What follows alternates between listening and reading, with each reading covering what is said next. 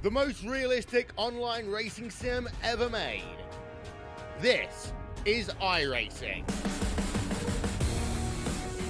Detailed laser scan tracks, fully dynamic real world cars, and over 50 series to choose from. 6 online world championships offering over $100,000 in annual prizes. This is the original esport racing game. This is iRacing.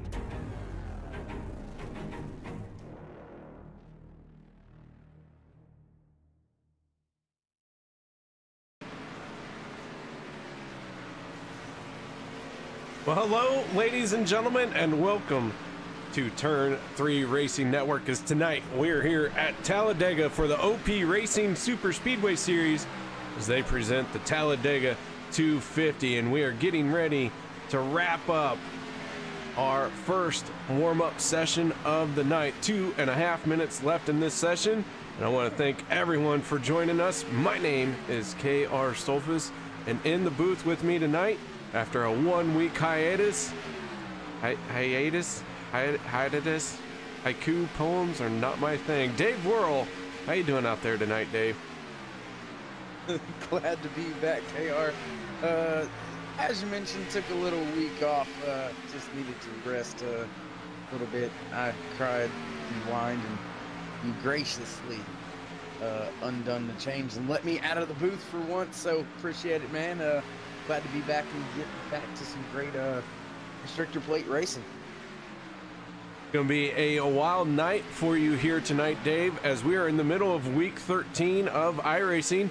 So new updates, new everything for these drivers. It's still the A car, but it has changed a little bit. We are going to see some higher speeds out here tonight. Already heard drivers talking about topping 200 miles an hour going into the corner, whereas before they were down around 195. So it's going to be an exciting night. I think we're going to see some wild moves, some bold moves, as these drivers try and take advantage of the learning curve, so to speak, Dave. Yeah, a little bit of a learning curve. I mean, you're still pretty much full throttle here.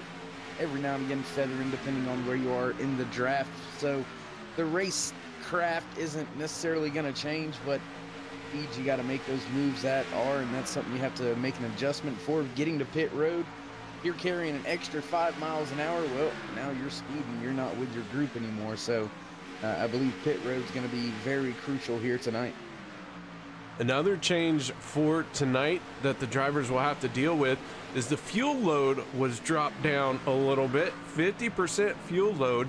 So I expect we'll see drivers on pit road around lap 17 to 18 for fuel. And, you know, stage 1 here at Talladega going to end at lap 20, and stage 2 ends at lap 40. So again, you know, a little bit of strategy coming into it as that fuel runs out just a handful of laps before the end of the stage. And with that fuel drop, KR, that's going to give us a lot more of the green flag pit stop situations, I believe. These drivers won't be able to stretch any of the stages anymore with that percentage in fuel drop that we've had. But getting ready to start on qualifying. Green flag for qualifying is in the air, KR. Who you see out there? Well, right now, one car that is rolling, that is the 10 machine of Robert Duvendak. He is slowly making his way out onto the track, and we have a few others who are beginning their acceleration to lay down their qualifying time. The 21 of Daniel Holloway getting up to speed. He is working his way across the apron on turns 1 and 2.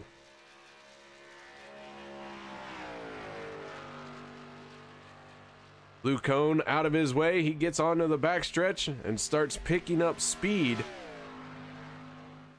Again, you know, a very common practice here at Super Speedway qualifying. Try and stay as high as possible. Build up all that momentum, build up all that tire temperature, get them a little bit warmer than you could if maybe you were down on the bottom, burn off a little bit more fuel. Every little tick matters here at Talladega, and Daniel Holloway in the 21 dropping down to the yellow line. 28 of Derek Conley starts his first time lap as he gets on the clock. Conley, well, Derek likes to sit on the pole. And I don't know how in the world you expect me to follow that up with anything, KR, but Ernie Williams, wily veteran, we'll see it all qualifying long, right up next to that outside wall, making his way down the back stretch on his first time lap. We'll see them drivers right out there that entire first lap. Yeah, Ernie Williams hugging the wall in that black, yellow, and red FSR machine. Ernie, a driver for Fuel Sim Racing.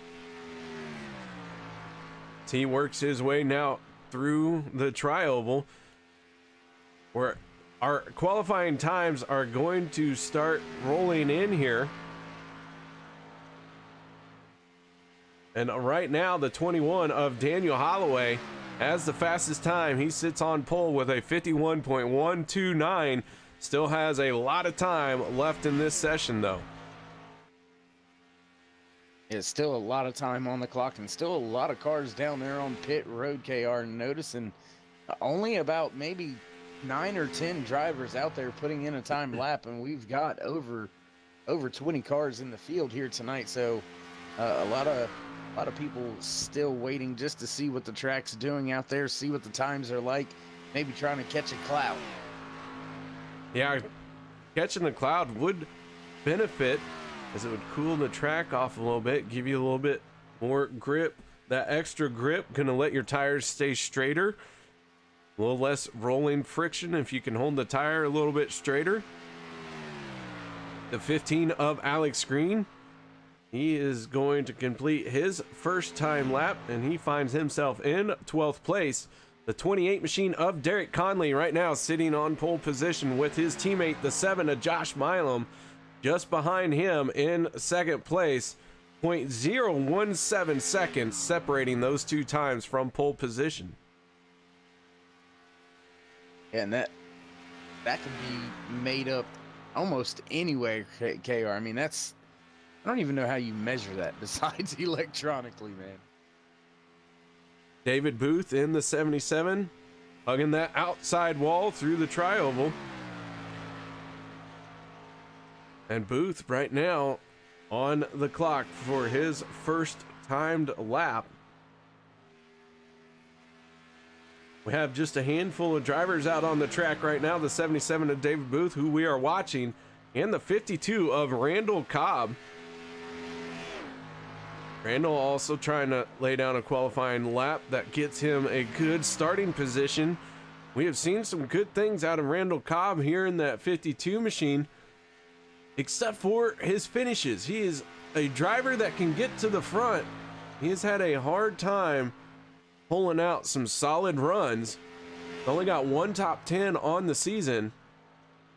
And this is his 7th start of this season so far. He has missed 2 races. No big deal with OP Racing Super Speedway. They do allow drop weeks. But Randall Cobb in that 52 still looking to get his first top 5 of the year. And I really like that paint scheme. That Hooters car looks mean out there, man. I really, really like that. The only thing I think it would make it look better is nighttime. This was a night race some way, somehow. I know Talladega doesn't have them, but that thing would be pretty under the lights. Les Levy in the 62 machine, making his way down the backstretch. Conley still has that pole position with a 50.606. One driver has not begun his qualifying session just yet, who is someone that could take that away from him. And that is the guy with the most pole positions so far this season, Anthony English in that 40 machine.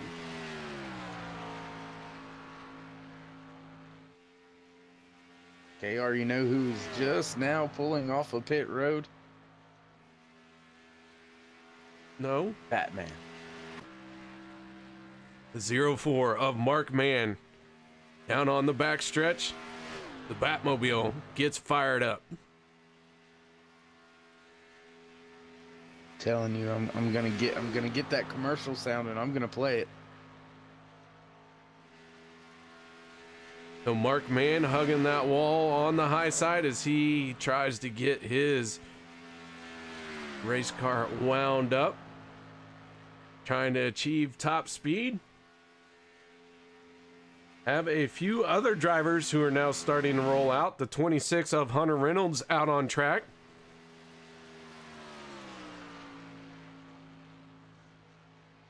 As Hunter Reynolds makes his way down this long Talladega backstretch, speeds are for sure higher than what we have seen so far this season. So changes have come with this current iRacing update.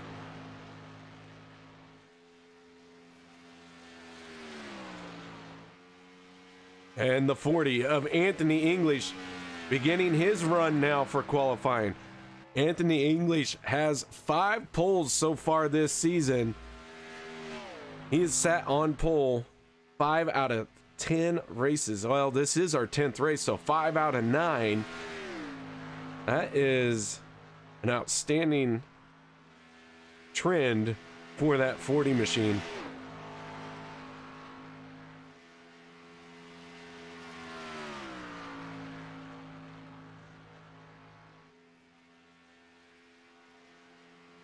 Just a little bit over 2 minutes left in this qualifying session, as Anthony English sets his sights on his first timed lap. The 4 of Rick Seabrand's also out there. Derek Conley with that 50.606. He's been holding on to that top spot for a while now. And Hunter Reynolds going to take it away from him with a 50.602, the 26 machine, with a heck of a lap time there. And as we round down our qualifying session, 1:30 left to go, we're going to step away for our national anthem. No one go anywhere. We'll be back for tonight's starting lineup. We take you down onto the track for our opening ceremonies. Ladies and gentlemen, please rise. Please remove your hats. Oh, say, can you see by the dawn's early light what so proudly we hailed at the twilight's last gleaming, whose broad stripes and bright stars through the perilous fight o'er the ramparts we watched were so gallantly streaming, and the rocket's red glare, the bombs bursting in air, gave proof through the night that our flag was still there. Oh, say does that star-spangled banner yet wave o'er the land of the free and the home of the brave?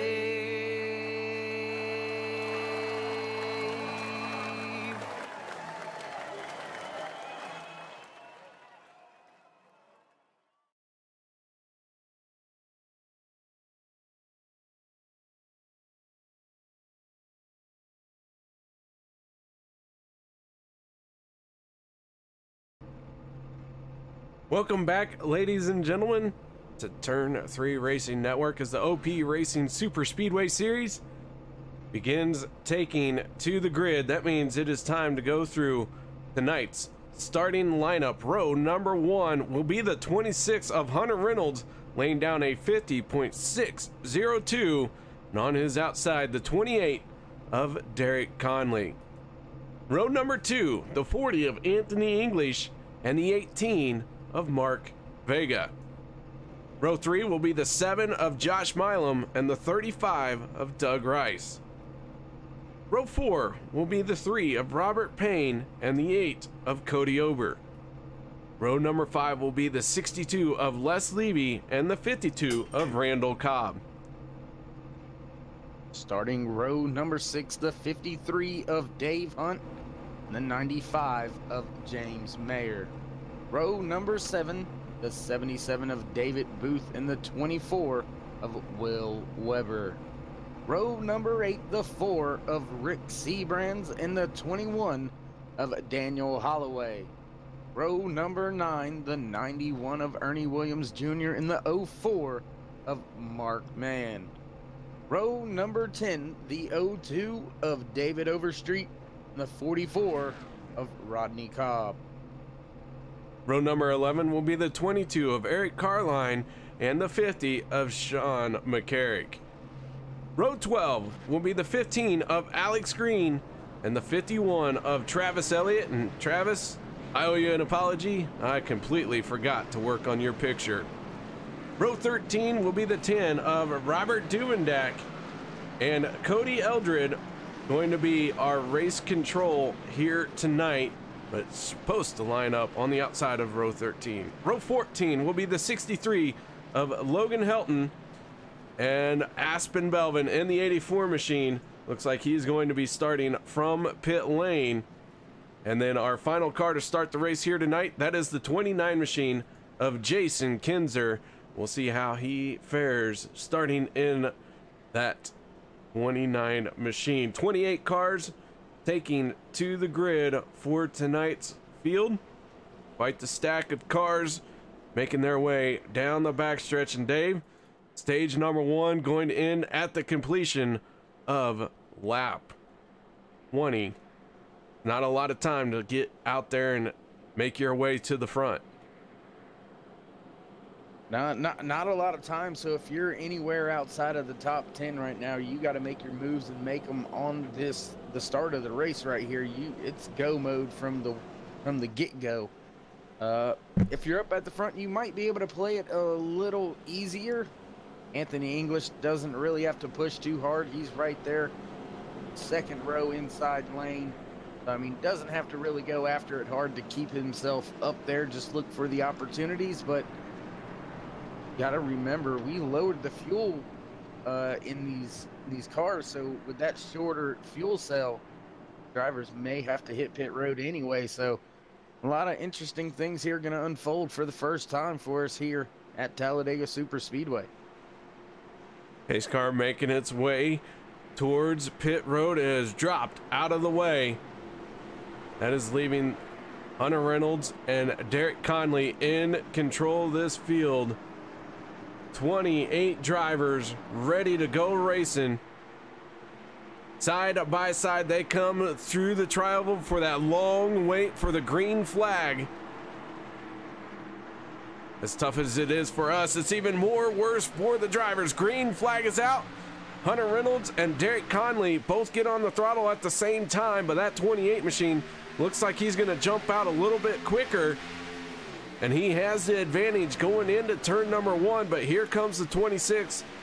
Hunter Reynolds has the 40 of Anthony English and the 7 of Josh Milam. Those 3 cars on the inside line look like they are getting ready to hook up in a hurry. Well, that outside lane hooked up pretty good as well there, KR. Noticed on that restart, the top 6 basically gapped the rest of the field. Now the field beginning to work their way back to him. That inside lane has a little bit more organization, bit more energy, and that's going to push Hunter Reynolds by that outside line fairly easily. So I believe he won't have any trouble leading the first lap here tonight at Talladega. So Hunter Reynolds in the 26 machine leads the first lap in the Talladega 250. Derek Conley falling even further back here for the moment, as that outside lane just not really generating a lot of speed, and everyone down on that inside lane doesn't seem to be too interested in moving up high. It looks like everybody's just content to be on the bottom right now, just nice and smooth, not pushing the issue, not going for anything crazy too early here. Remember, it is a very long race, KR, but I'm sure these drivers, this calmness is going to go away rather quickly.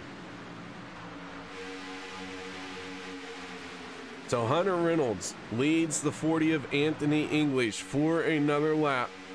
That outside lane really starting to look like it is fizzling out, as Derek Conley has fallen all the way down to 7th place after starting on the front row. And now the 7 of Josh Milam is going to make a move to the high lane and see if he can add some energy to that 28 machine. But the 40 of Anthony English staying tucked in behind the 26 of Hunter Reynolds. Yeah, and as long as those top 2 and 3 stay tucked up with each other, I don't believe that run's going to be able to happen unless there is some big time pushing from that outside lane. And when I mean big time, I mean 3-4 cars deep, all bumper to bumper. That's what it's going to take to get up there. You'll see them slowly inch up there, but then they'll just back on away slowly.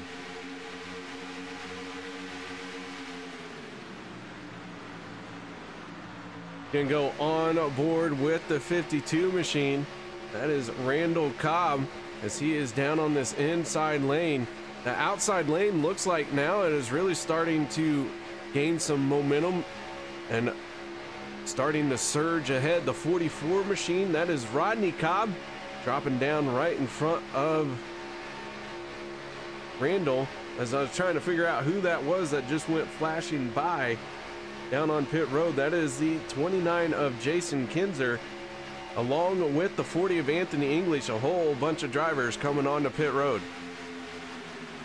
And I believe this is that that short pit strategy. As soon as the fuel window opened up, go ahead, come down there, grab your fuel, make sure you got enough to the end. When will we start to see the next drivers go?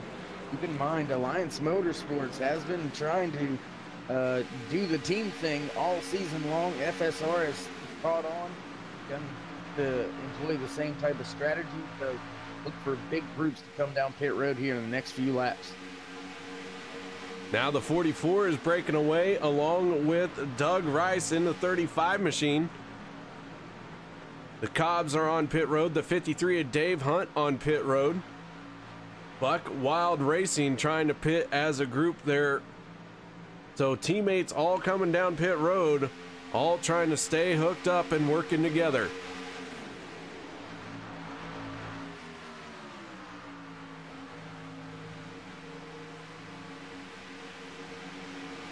Josh Milam in the 7 machine leading the field.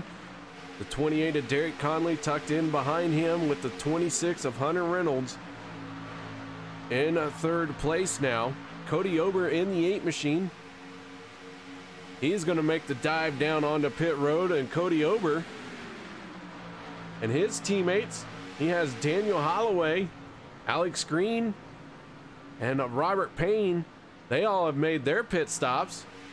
Or I shouldn't say have made their pit stops. They're on pit road for their pit stops. And so now our field has dwindled to just 13 cars who have not made a pit stop. That is a near 50-50 split between drivers who have hit pit road and drivers who have not.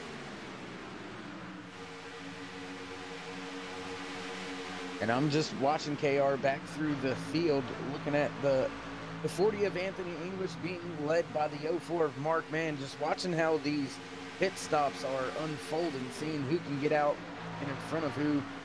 Mark Mann going by Alex Green, as well as the 21 of Daniel Harrington down there on the apron, just getting up to speed. So right now, that first group to have pitted has got the advantage. So the 04 of Mark Mann and the 40 of Anthony English working their way down into turns 3 and 4, as they are now leading the charge of the drivers who have made pit stops. Josh Milam in the 7 machine. He does have a 12-second lead, or I'm sorry, a 21-second lead. Whew. Little Lex Dixie there. Over the 40 of Anthony English. And I think right there, Anthony was getting a little hot pushing that 04 of Mark Mann, because he was pushing him for a while. Mark just kind of jumped to the outside and head to the back of this train of cars. That brought Randall Cobb as well as Dave Hunt right up in the mix. Cody Ober right there as well, just off in the background. So look for this group to all come back together. It's going to pack a lot of energy.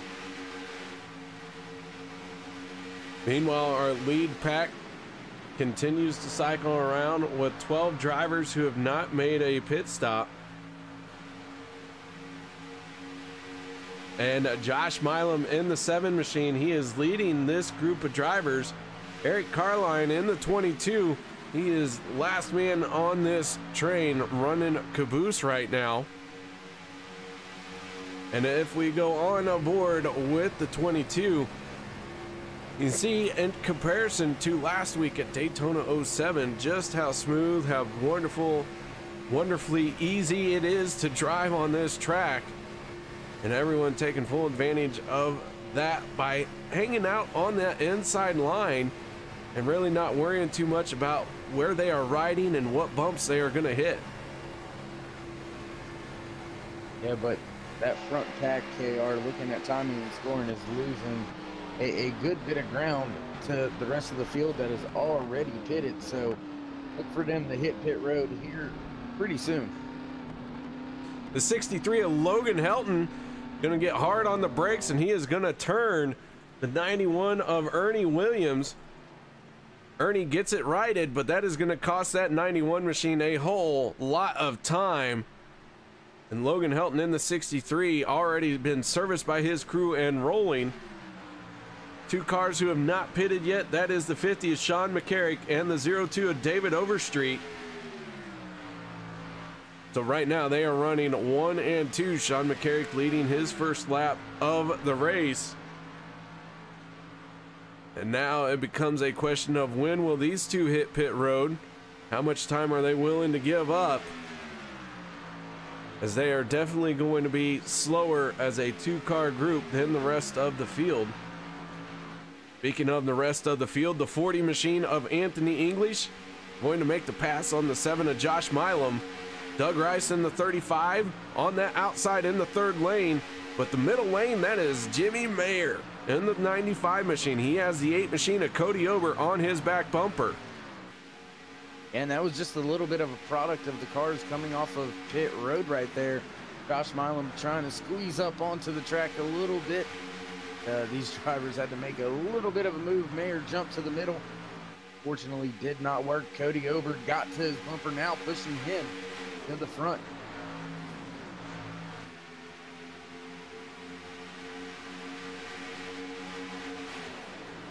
So as the field makes its way around, Sean McCarrick and David Overstreet still have not made pit stops. They're still out there cycling around. They are turning lap times at a low 49, like a 49.02. Anthony English turning a 48.186 last time around. So almost a second faster per lap. Yeah, and I don't know if they're gonna try to save gas. I don't know if you can even do it with the change in the fuel cell. So, little interesting of a call, but I mean, if you're gonna gamble, why not do it in stage 1? So now they break for pit road. The 50 and the 02 on pit lane, and that is going to give the lead to one of these drivers if they can make it around without wiping out. But the 40 of Anthony English right now, he has the 4 of Rick Sebrands on his back bumper, and they have got the advantage for the moment.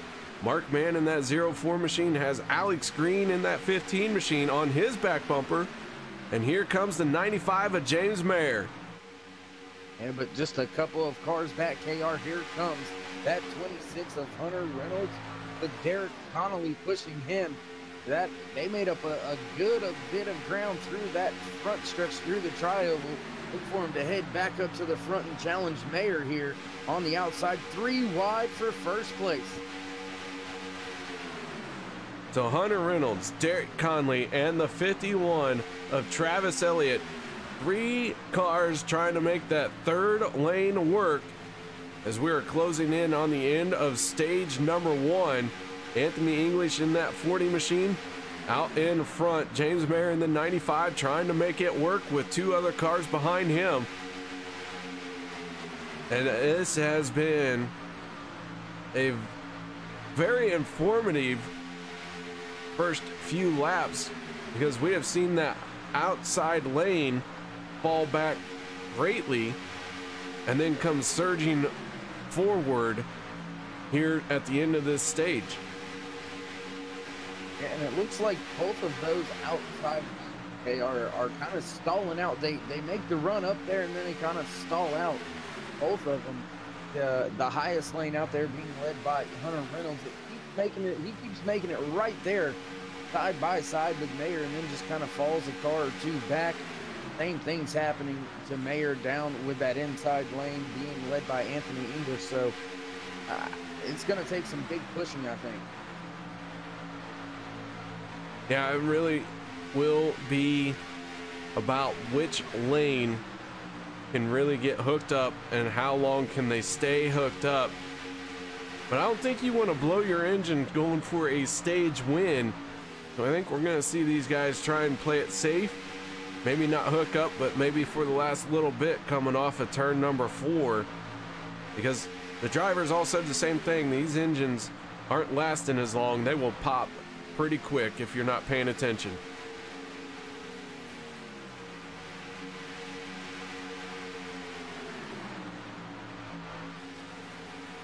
The 3 wide through the tri-oval once again.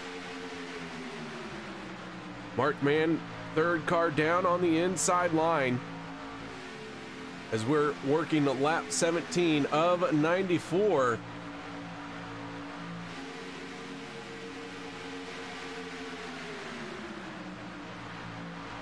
And Dave, we got a few drivers now that are in the lap down category. That would be the 02 of David Overstreet, as he is now 2 laps down. So staying out there as long as he did does not seem to have worked too well for him. Yeah, but a big part of his situation, he is all alone. Same thing for Aspen Belvin here on the apron. Gonna let the field on by him. He's gonna be scored 1 lap down. Fortunately, he'll be able to get the lucky dog, but David Overstreet, he's gonna have to stay out just to get at least one of his 2 laps, but still a very long race. I think Overstreet should be all right, should be able to overcome that little call right there, but numbers are everything. So Aspen Belvin now the first car 1 lap down, the only car in that 1 lap down category, but this lead pack has been 3 wide for several laps now. We're coming up towards the end of this first stage. Just 2 laps to go when they cross the start-finish line this time. And the 40 of Anthony English has really gone unchallenged down on that inside lane. And I don't know if it's just comfortability or just trying to log the laps by a lot of these drivers on that inside lane. None of them really trying to push and make that jump to the outside, the little swap over that we've been known to see. Everybody just seems kind of content to run in place and in line. 3 wide as they will be coming to take the white flag for this stage. Lots of room here at Talladega. You can run 3 wide comfortably, but you've got to respect the line that you were in as the drivers really started to wiggle there. Now we begin the final lap of stage number 1. This 3 wide battle throughout this first, I would say 17 cars. Les Levy in the 62 machine, he scored in 17th spot. Man, one of these guys is going to win the stage. Who's it going to be, and what will it take from the cars behind him? You see the 28, Derek Conley, really trying to stay on that back bumper of the 26, but a little bit of wiggle from that car is going to slow them up. The 4, Rick Seabrand, staying hooked up tight to the 40 of Anthony English. And as they come to the start-finish line, it looks like that was the 40 of Anthony English. But I believe it was the one that got that. I think it was James Mayer in the 95. Well, that's how it looked, though. Whew. I was holding my breath.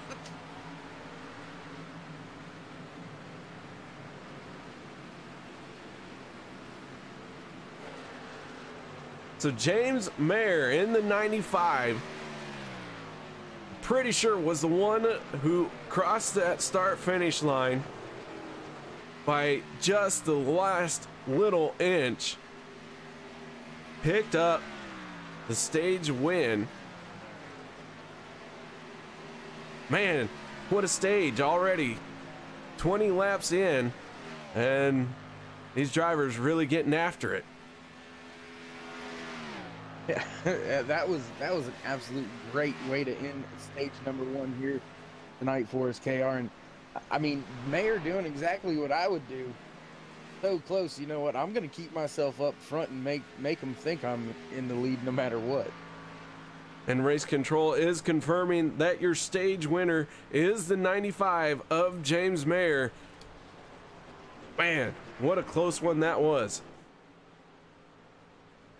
We're gonna have to get with Race Control and ask for timing on that, and we're gonna have to keep a closest finish log, because that's got to be right up there with some of the closest. Yeah, that one was extremely close, but now the drivers can make their way onto pit road, get serviced by their pit crews. Might see a few drivers take tires, might see a few drivers do fuel only and try and gamble for some track position. Talladega, not too rough on the tires, although it is a bit of a warm track right at the moment. As we look at our track information, track temp sitting at 120 degrees, so she is a bit sticky right now, a little bit hot.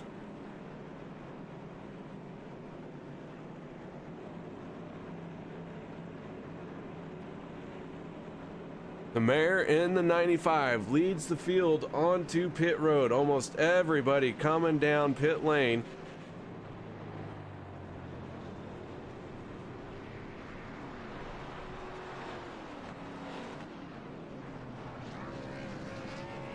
Tires for some of the drivers, not for all of them. The 40 of Anthony English, 2-tire stop. He is down and away. Hunter Reynolds in the 26, a 4-tire stop for him. As the rest of the field spending some time on pit road, maybe trying to massage some damaged body panels. But let's see if we can't get a word in with the driver of the 95 machine. And Dave, I'm going to let you do the talking.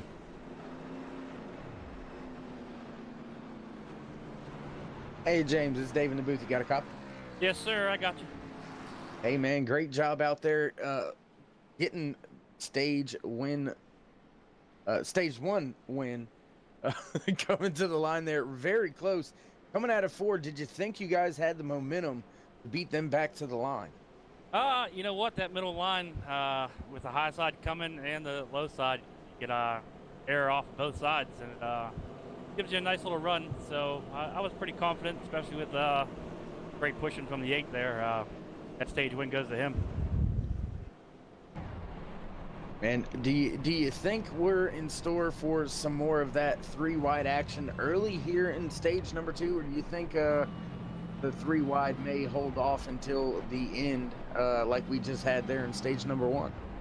I would expect to see it go 3-wide pretty early in pretty steady. Got a lot of hungry guys out in the field tonight, and cars feel pretty good, pretty steady. So I'd expect it to go 3 wide, and hopefully not, but I'm sure eventually 4 wide. I hear you, my man. Well, once again, James, congratulations on your stage 1 win. Before we let you go, would you like to give any shout outs, thank yous, love yous, hi do's, anything like that? Of course, you guys up at the booth putting on a great show. My teammates with Alliance Motorsports, and of course the 8, that stage win goes to him.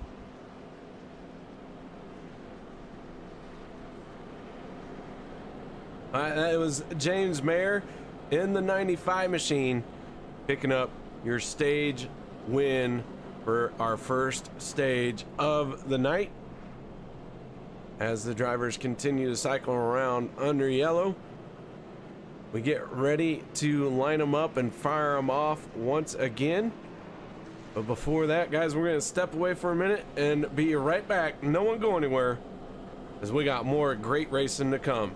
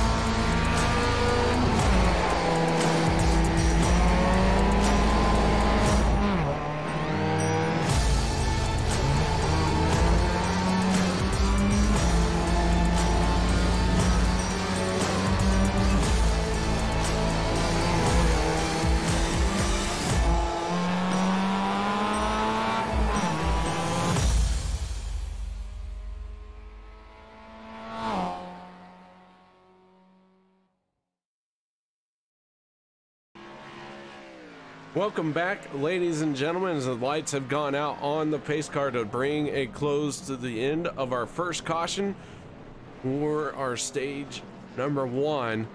Drivers starting to form up behind the pace car.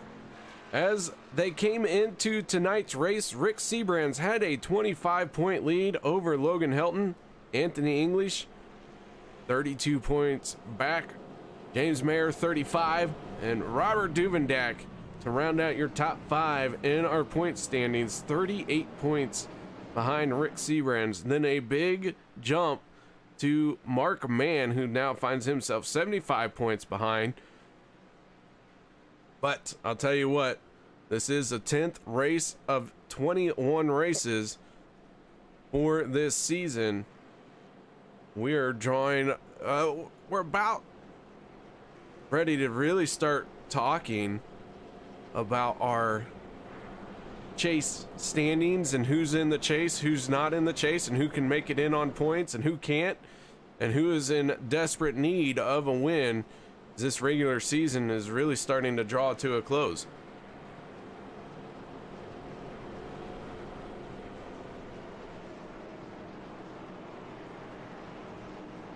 So with the lights out on the pace car, Anthony English winning the race off of pit road, electing the inside lane for this restart. two-tire stop for quite a few drivers in the field. And it was a good mix of drivers who took 4 tires as well. First car out there on 4 fresh tires, that is the 4 machine of Rick Seabrands.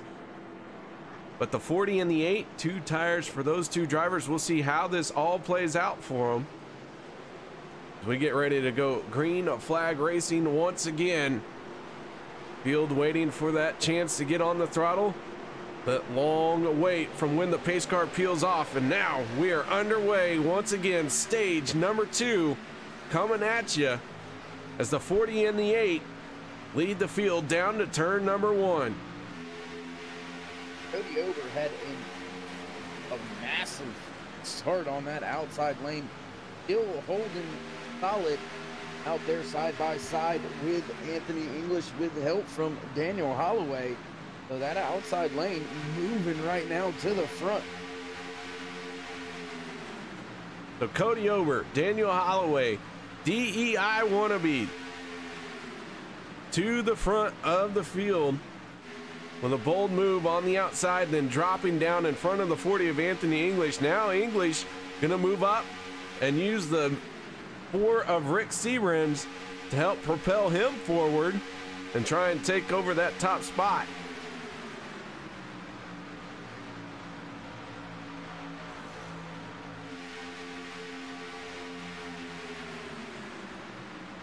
Cody Ober in the 8, leading his second lap of the race.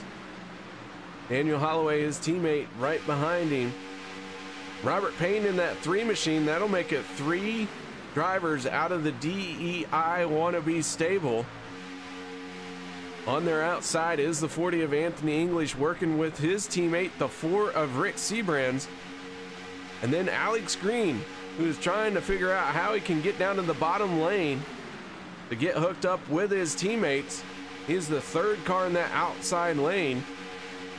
And then you have the 52 and the 53 drivers out of the Buck Wild Racing stable as we go Buck Wild to celebrate our Buck Wild drivers. But the field looking very calm right now, side by side, 2 by 2. Nobody trying to get out of shape or get too wild with 3 wide racing just yet. Still very early here in stage number 2. Very early and fairly organized here. Surprisingly, I was expecting to see these drivers get back on it after that adrenaline pumping in to stage number 1, but it looks like most of the drivers still staying pretty calm. Not really pushing the envelope just yet.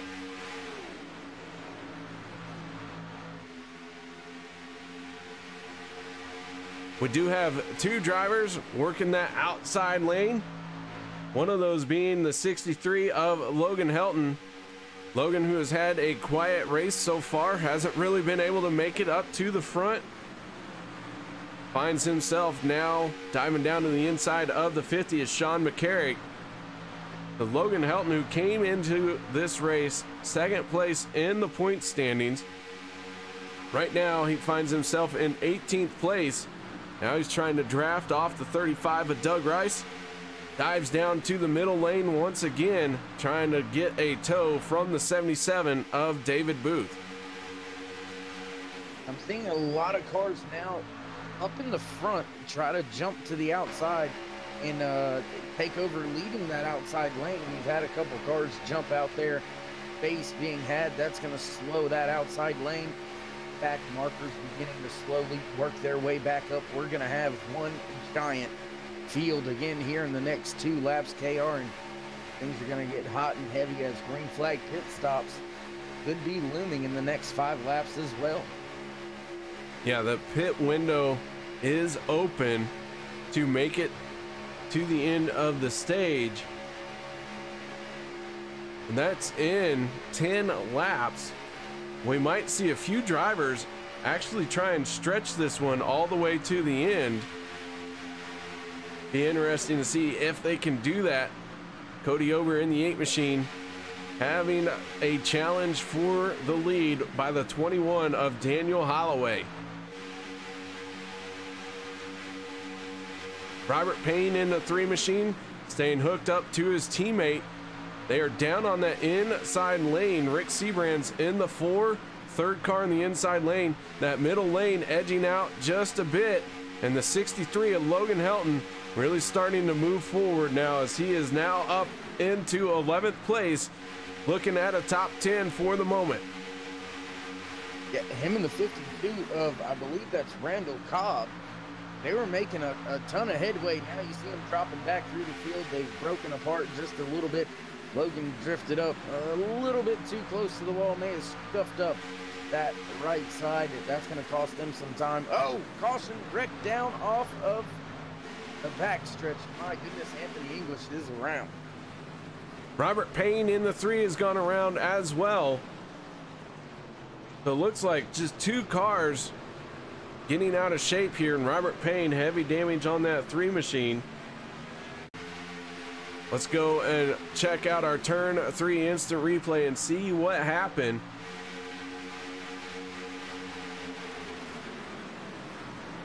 Both drivers look like they just got a little bit confused as to who was going to be where. Slight contact, but it was enough to send them both on around. You see the 21 of Holloway make a move up high. Anthony English maybe thought about trying to go below him, but Robert Payne was right there. So both drivers making contact with the wall. Robert Payne looks like he got the worst damage out of these 2 drivers. But Anthony English going to start deep in the field this time. But he's going to have some work cut out for him to get caught back up.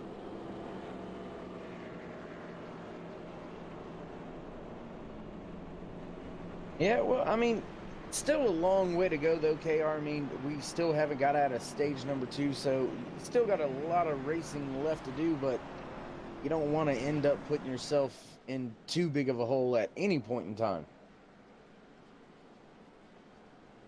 And with this caution coming out, it very well could mean that we see everyone try and make it on fuel from here. Maybe see somebody play the long game, come down pit road, 4 tires and fuel this time, and then at the end of the stage, stay out and not come down pit road. We do have a few drivers holding on to pit lane. Logan Helton in the 63, one of those drivers. Robert Dumendak in the 10, also hitting pit lane.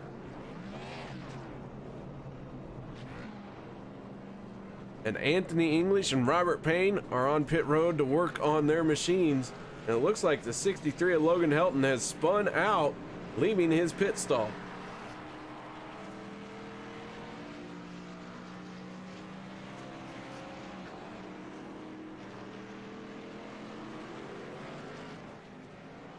Logan Helton losing a little bit more ground. It has been a rough go for Logan here tonight. But guys, we're going to take a quick break. But before we do, just want to give a shout out and thank you to everyone joining us on YouTube in the chat room. Thanks so much for keeping us awake. Both me and Dave have a hard time staying awake. If it wasn't for the guys out in YouTube world chatting it up, we'd probably sleep through all this exciting racing. So guys, no one go anywhere. We'll be right back.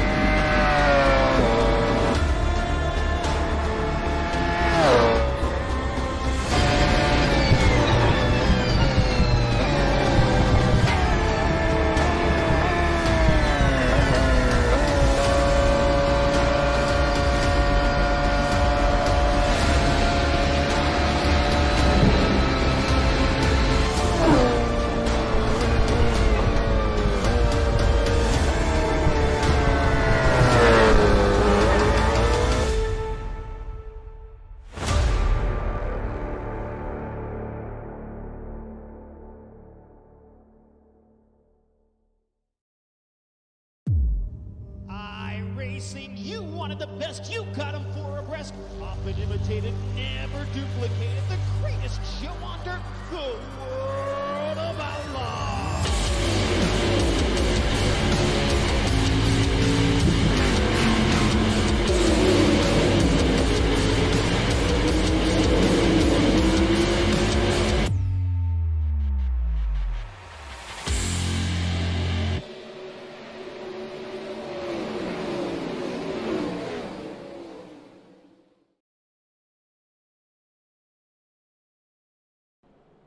Welcome back, ladies and gentlemen, as the drivers still cycling around behind that horribly looking Ford butt stain.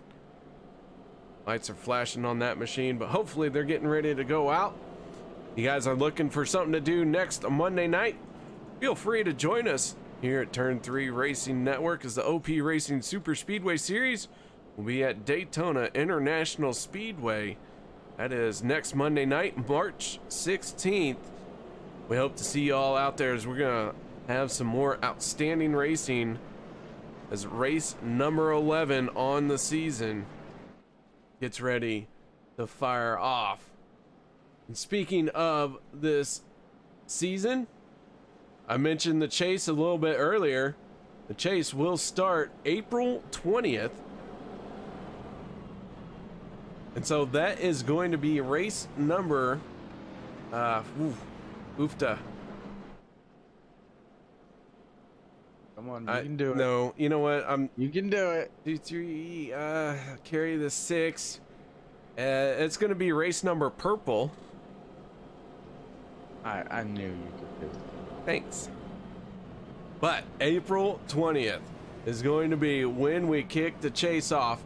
13 drivers going to be our chase contenders. Which 13? Well, we don't know yet. We got a few winners so far this season.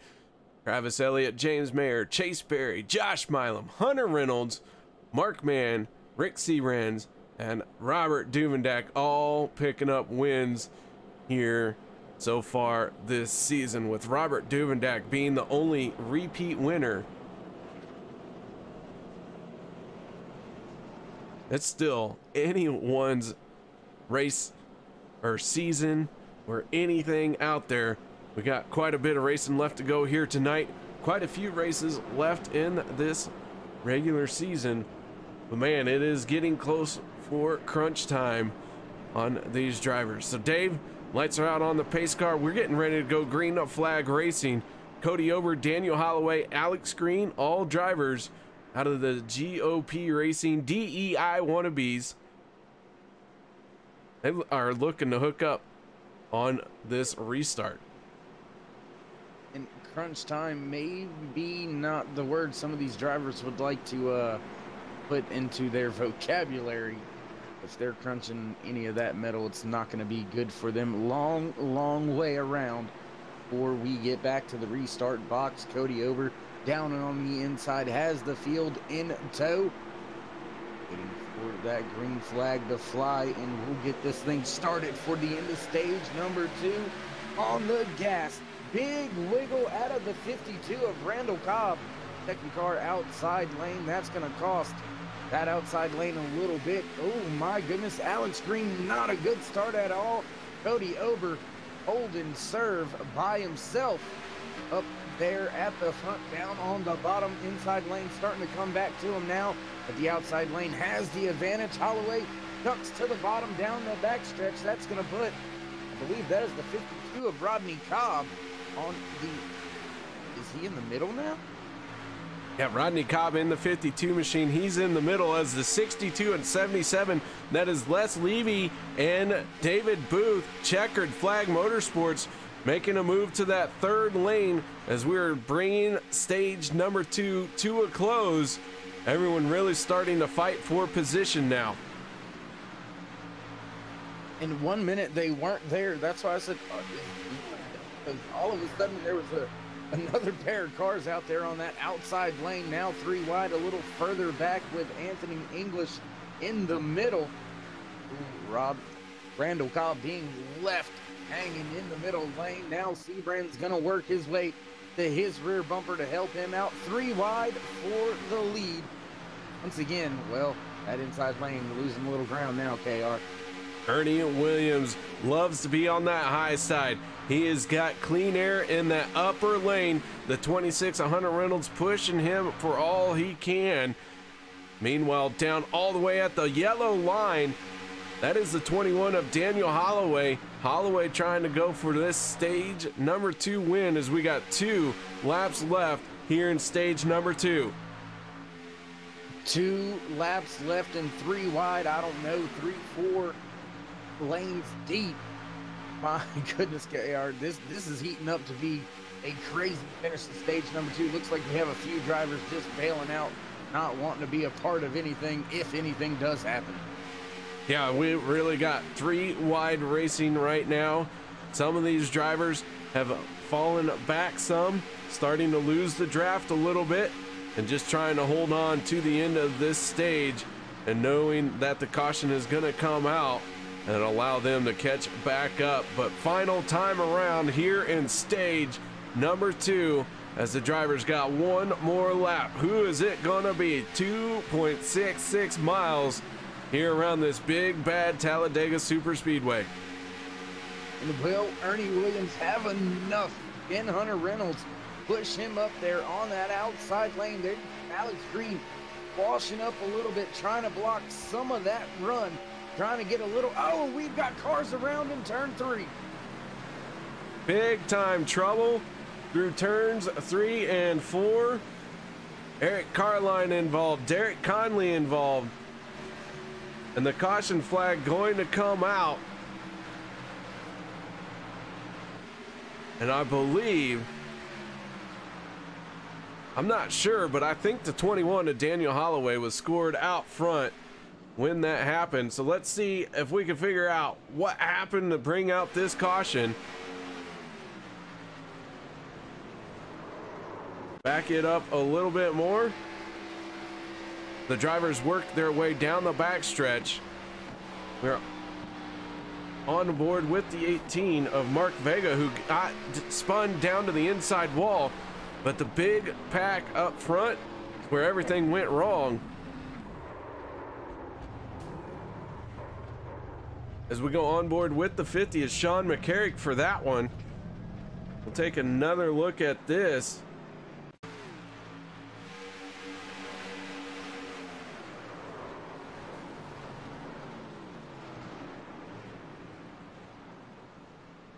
So some cars getting torn up, trying to come to the end of the stage. And still waiting on race control's confirmation.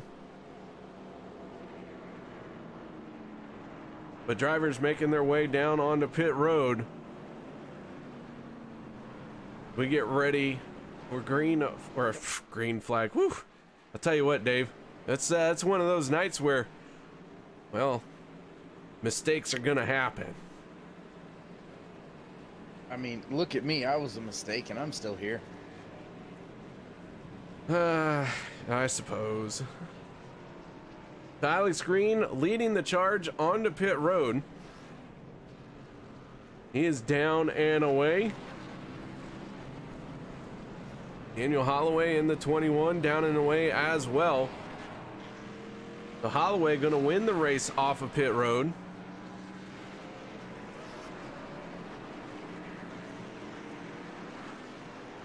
As we wait for confirmation.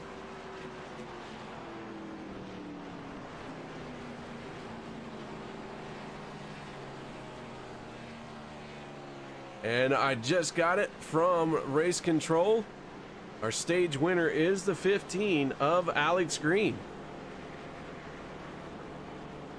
Let's see if we can't get a word in with the driver of the 15 machine. Alex Green, you got a copy? Yes, sir. Well, they tell us that you won the stage, but we're not sure if we're even allowed to talk to you. It's been so long. I was gonna say, it's been at least a season since I've had the privilege of hearing your voice in a broadcast. Well, Alex, that 15 machine found a way to win stage number 2. tell us a little bit about that stage and what it took for you to do that. Yeah, it started off kind of a little bit rocky there. Cody spun his tires in front of me, and I was planning on pretty much pushing him, trying to get him the stage win. But then as soon as I started lifting, my tires spun. But we managed to get it together with that Dan on the outside line. He was able to drop. Basically, I got lucky and got an opportunity to come up in front of Randall, and Randall Cobb did a really good job just pushing me up to the front, and the outside line was just tight racing, and just happened to catch a lucky break and get a stage win, first time this year. Well, you pick up the stage win here at Talladega for stage number 2, and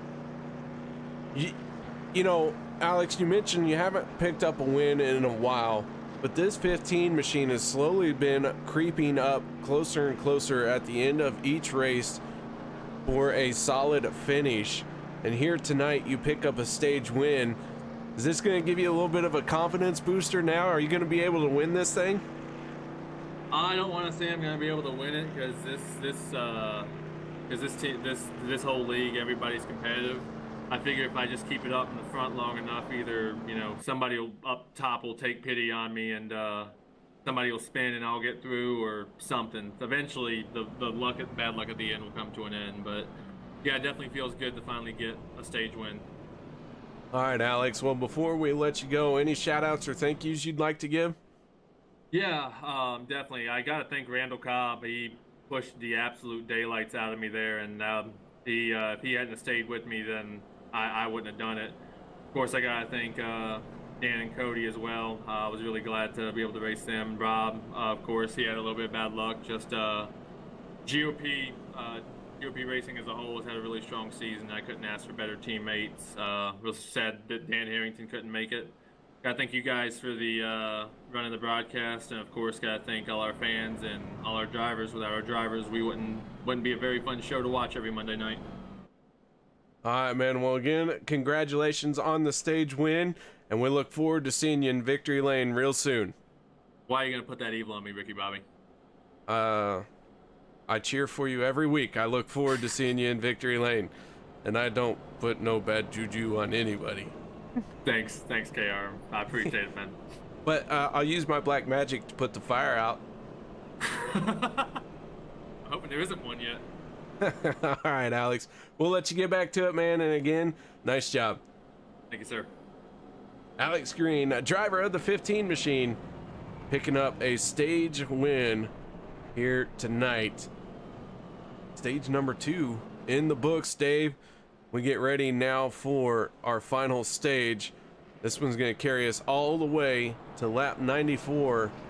And if we choose, we may need to use 2 green-white checkered attempts. Yeah, very long road ahead of all of these drivers out there, but a little off subject real quick, KR. Is it me, or does Alex kind of sound like a mini version of Joey Logano there? I was waiting for him to say something about short track racing, but that's just me. You don't hear it? There's something to his voice. I hear Joey Logano in it. I don't know. Yeah, but isn't Joey Logano a girl? I don't know. It's the first time I've heard of her. Alrighty. Oh, Lord. What are we going to do, man? What are we going to do with ourselves? I don't know. Anyways, Mac Baggins saying, good job, Alex, on the stage win. Checking in on the YouTube chat. Thank you so much, Mac. Bowden Motorsports still wanting to get that pace car out of the way. I agree. Let's get this pace car out of the way. Let's let these drivers just send it full tilt. The 52 machine, that is Randall Cobb on the outside of row number 1 for this restart. Daniel Holloway in the 21 machine on the inside for this restart. Holloway winning the race off of pit road. A 2-tire stop for him. Very efficient 2-tire stop.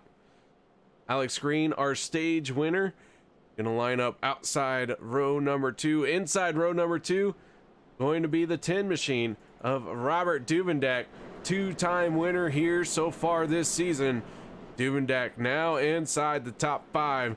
That is going to be someone that these drivers are going to have to deal with. Not only that, but Duvendak has his teammate, the 4 of Rick Seabrands, right behind him. Alliance Motorsports starting to make their presence felt back near the front once again, but KR, I'm a little bit more impressed at a rookie lockout up front for this restart to begin our third and final stage of the evening, as the pace car finally gets its way to pit road. Can somebody like push it and make it go faster? I would sure like to think they could, but it is a Ford Buttstain. It's doing the best it can. As the drivers work their way through the tri-oval, we get ready to go green to flag racing. Once again, the final stage coming your way. Lap 94, our final completed lap. 50 laps away, so to speak. Green flag is out, 21. Daniel Holloway. Oh, as we got one going around, Eric Carline had a rough restart, and the yellow flag coming out just as fast as the green flag. The 24, Will Weber, also getting a little piece of this. I believe it's going to start with a big checkup. The 22 got on the binders as there was a checkup in front of him. And then Will Weber in the 24, accordion effect. Yeah, and KR, I think that started a little bit further up in front. Actually, looks like the 50 got on the brakes, then the 3, 51, the 28, the 7. It just, from there on back, got worse and worse.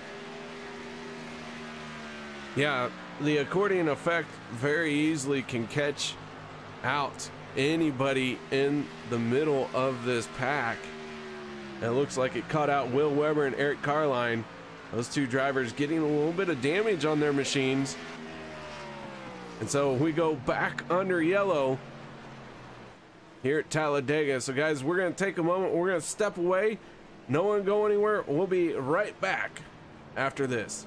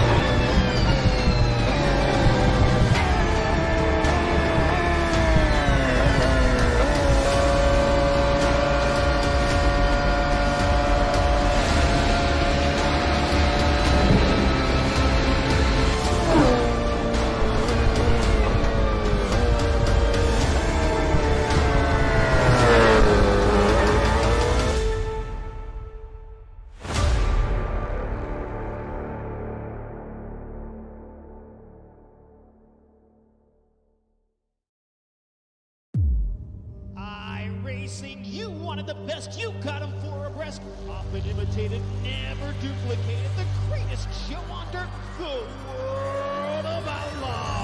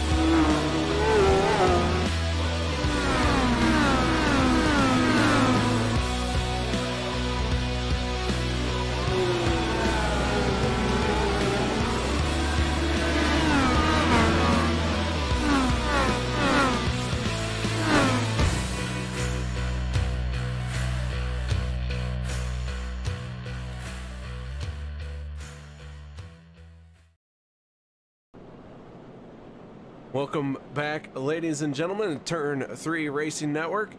Thank you so much for joining us here tonight. I am your host. My name is KR Stolfus, and in the booth with me is none other than the famously goofy and out of control Dave Worrell, as he searches out Batman stuff because his favorite paint scheme, the 04 Mark Man, now finds himself inside the top 5 tonight.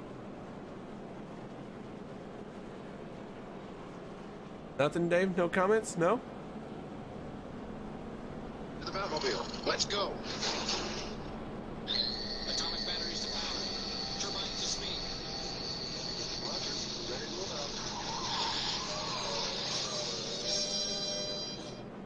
out. Alrighty. Now, you know, if he crashes, it's your fault now, right? Well, the 04 of Mark Man does have a wonderful paint scheme. Throwback to Adam West's Batman and the Batmobile.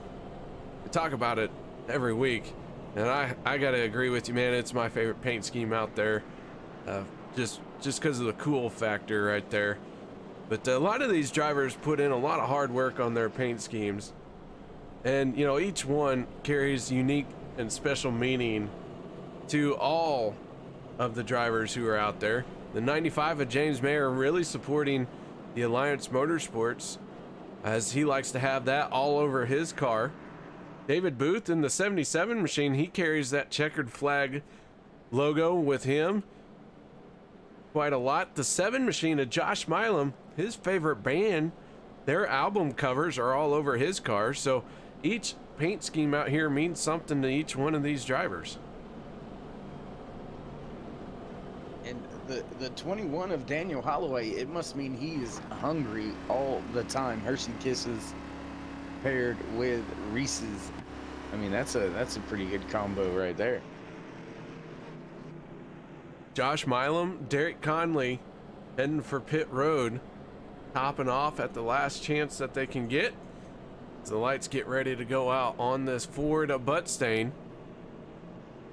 Robert Duvendak and Rick Seabrands getting ready to take over the front row for this restart. Logan Helton on the outside of row number 2 with Dave Hunt in the 53 down on the inside. And that's what I was just going to mention here. I mean, we've talked about him seldomly here tonight. Usually a big topic of mine as well. The kid Logan Helton finds his way back up to the front of the field, where I'm familiar seeing him a little bit behind the 8 ball all night long here, but towards the end of this thing, he's finding a way to make it to the front and make his presence felt. As the field works its way down this Talladega backstretch, standing room only, as the crowd is just standing around, nobody cheering or hooting or hollering. Everyone waiting patiently, just like the rest of us, for the green flag to come out. I asked it in a YouTube chat during that commercial break. Want to know who you all have picked for this race win. I myself, I like to wait to pick my race winner as they cross the start finish line. And then my timing and scoring updates, that's when I pick my winner. Guaranteed to work 60% of the time.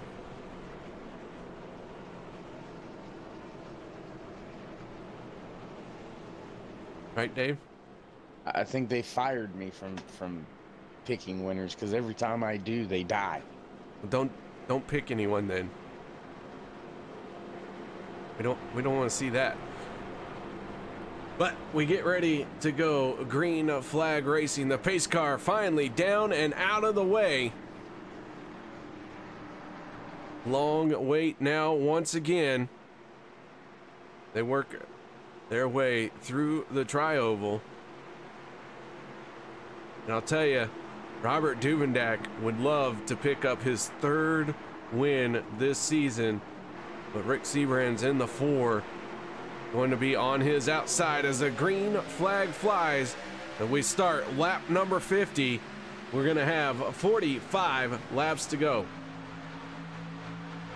45 laps is a very long time to get things situated, get things sorted out. We should see at least 2 pit stops. Oh, big moment there. 3 now, 4 wide. Logan Helton with some issues gets shuffled out to that outside lane. Rick Seabrand's all alone in the middle now. Duvendak gonna move away from the field with help from Dave Hunt down there on the bottom. So big time moment for the kid. So Robert Duvendak in the 10 out front in that clean air. Dave Hunt in the 53 going to make a move to the outside with the 21 to Daniel Holloway. Rick Seabrand's in the 4, going to get to the back bumper of his teammate, but not before the 53 of Hunt dives down to the inside lane. And now Dave Hunt going to lead his first lap of the race, and Buck Wild Racing out front. Ooh, big wiggle there from, I believe that was Robert Duvendak's second car in line. Inside lane that time through 1 and 2. That's going to let that outside lane of Daniel Holloway and Mark Mann work their way up, even with them through 3 and 4. Still 2 wide all the way through the field. Logan Helton's solo car out there on the outside lane. Tough sledding when you're up there in that third lane all alone. To Logan Helton, looking for some help, looking for an opportunity to drop down and get in line, start using that draft to get his speed built back up. And he is going to tuck in behind the 91 of Ernie Williams. You guys remember early on one of our first pit stops of the night, the 63 got into the 91 as they tried to get on the pit road as fast as possible during green flag pit stops. That sent Ernie on around and cost Ernie a lot of time, and Ernie has had a hard time getting back to the front since then. And meanwhile, up at the front, that switch we have been so accustomed to seeing has taken place. Robert Duvendak jumped to that outside lane, got enough momentum to work his way around Dave Hunt, dropped right down to the bottom. Hopefully to lead the lap very close at the line. I believe they're going to give it to Holloway, but Duvendak right there trying to lead this race once again from the lead on the bottom lane. We ride on board with the 53 of Dave Hunt. Looking very steady right here. It's easy to be nice and steady when you're the second car in a line. A little bit harder the further back you go, as the 21 of Holloway going to dive down to the inside, take over that top spot, and now controls the inside lane. That gives the 04 of Mark Mann the outside lane lead, but here comes Holloway making a move up in front of Mark Mann. Making a move, trying to take the momentum away. That's going to let Holloway lead the inside lane. Duvendak looked like he was going to drop back to the bottom. Good thing he didn't. That could have wadded up a lot of very good race cars.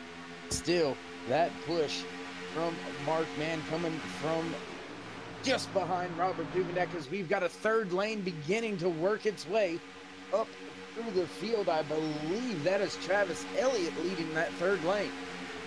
Travis Elliott, Aspen Velbin from Vapid Yeet, I forget how they said it. Vapid Yeet Racing, I believe. I don't know. They made up some words, and now I'm expected to say it, but whatever. However, despite my inability to pronounce that race team, they are on a mission to the front of the field in that third lane. Well, they shouldn't feel bad. You have trouble pronouncing many other things besides just their team name, so no worries. Robert Dumendak in the 10 has the lead for the moment down on that inside lane. Daniel Holloway tucked in right behind him. This lead packed very tightly closed in on each other. And in fact, Robert Payne in the 3 machine. Right now he is scored in 27th spot. And he is our last car out on track. We've only had one driver drop out of the race here so far tonight. That is the 29 of Jason Kinzer. But Robert Payne in this 3, heavily torn up still on the nose of that machine. Doesn't look like he is going to be able to draft with these guys as he is losing ground and falling back behind them. And falling back behind this point in the race is not something that you want to be doing, not something you want to see happen. You may get one of those late race cautions as we begin to get 3 wide racing up at the front, 4, 5 rows deep. So anything liable to happen here, but you got some great racing action once again, and KR pit stops are going to be looming for some of these drivers as got fuel and tire strategy all over the board at this point in time in the race. Yeah, we do. A few drivers hit pit road at the last moment before the green flag flew on this section of the race. So drivers who have not pitted, Mark Mann in that 04, he's going to have to find a way to get down to the bottom here in the next few laps, as that tank is going to start running dry on him. But a lot of traffic down on the inside, so Mark Mann for the moment hung out.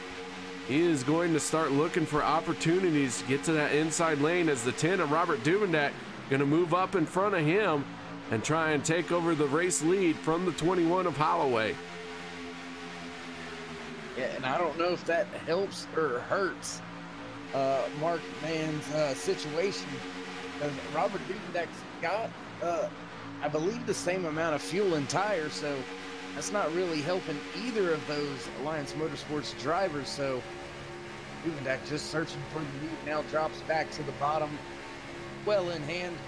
Looks like James Mayer is trying to leave a little bit of room right there behind Rick Seabrands, possibly for Mark Mann to slot down into once they make their way up there, but it's going to be a tough time for Batmobile to get down there to the bottom when he needs to.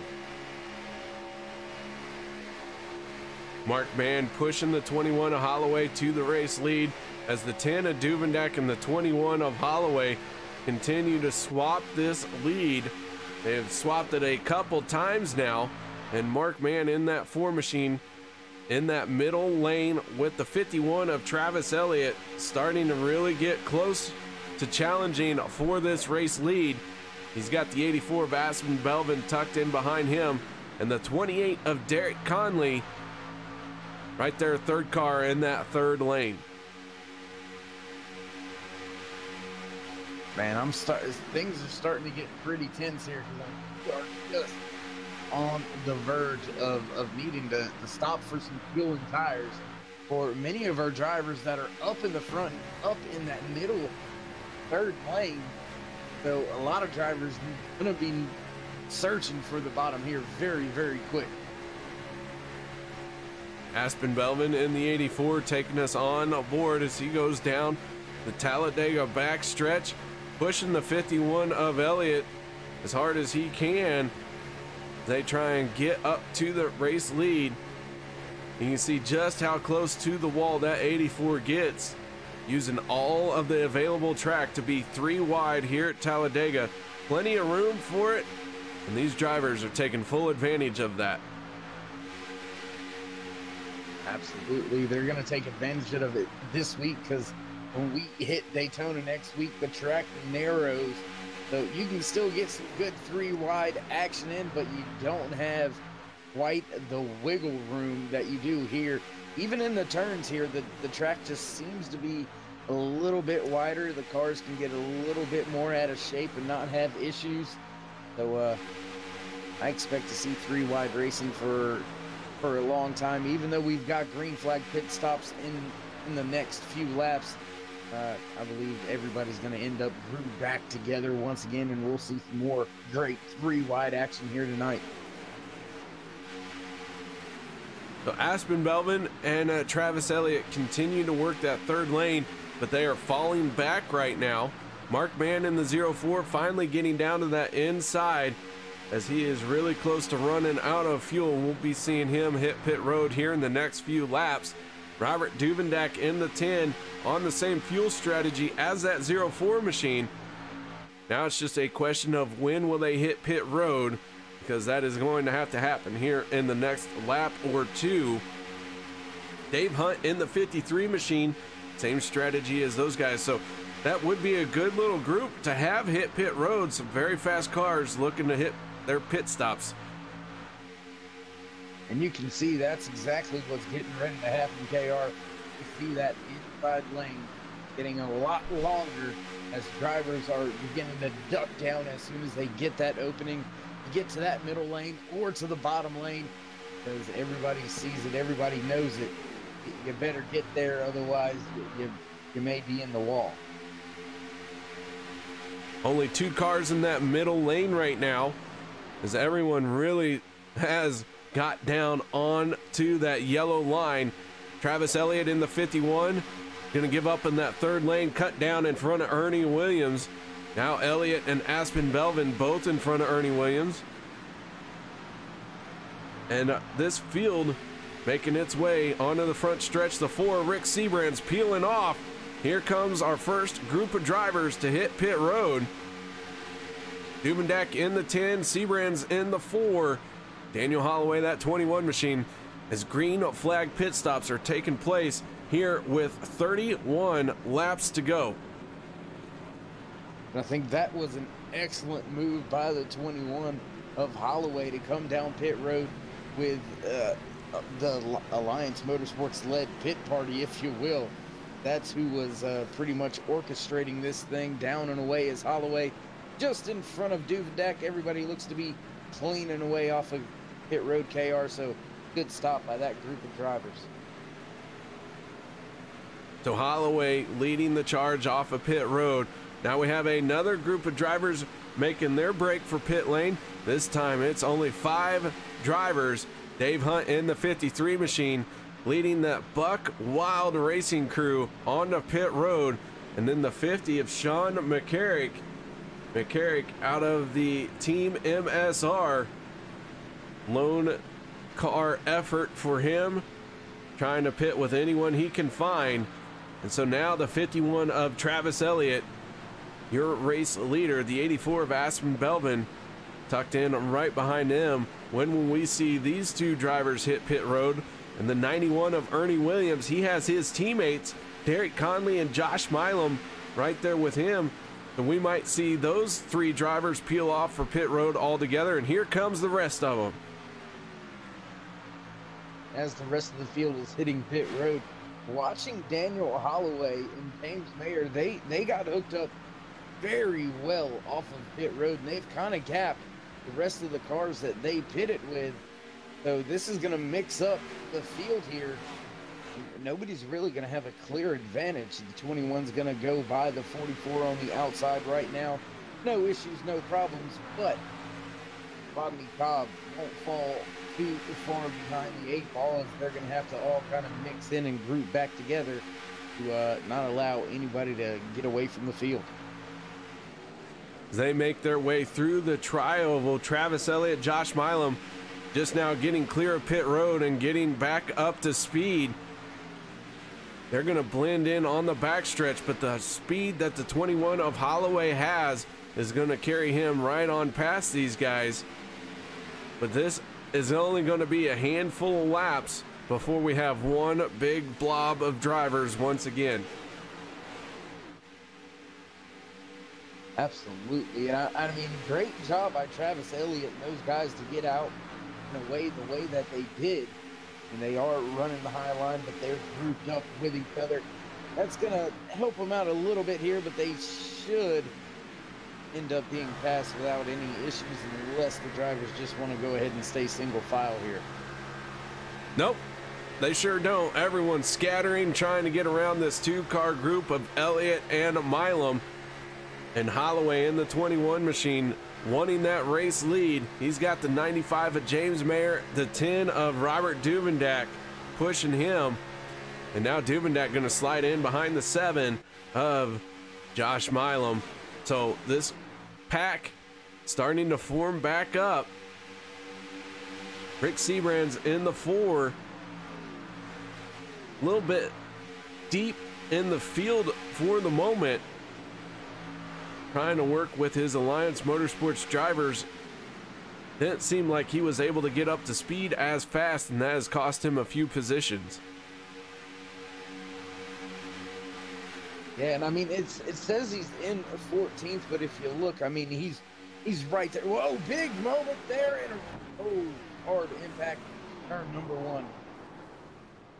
Mark Mann up and over, and he is going to end up on all 4 tires, but heavy damage to the Batmobile.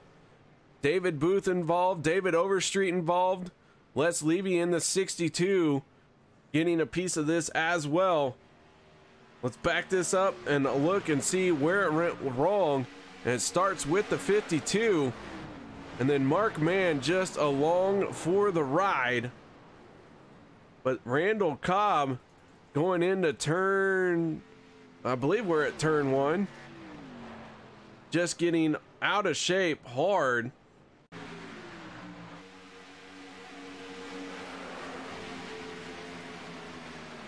Take another look at what caused that for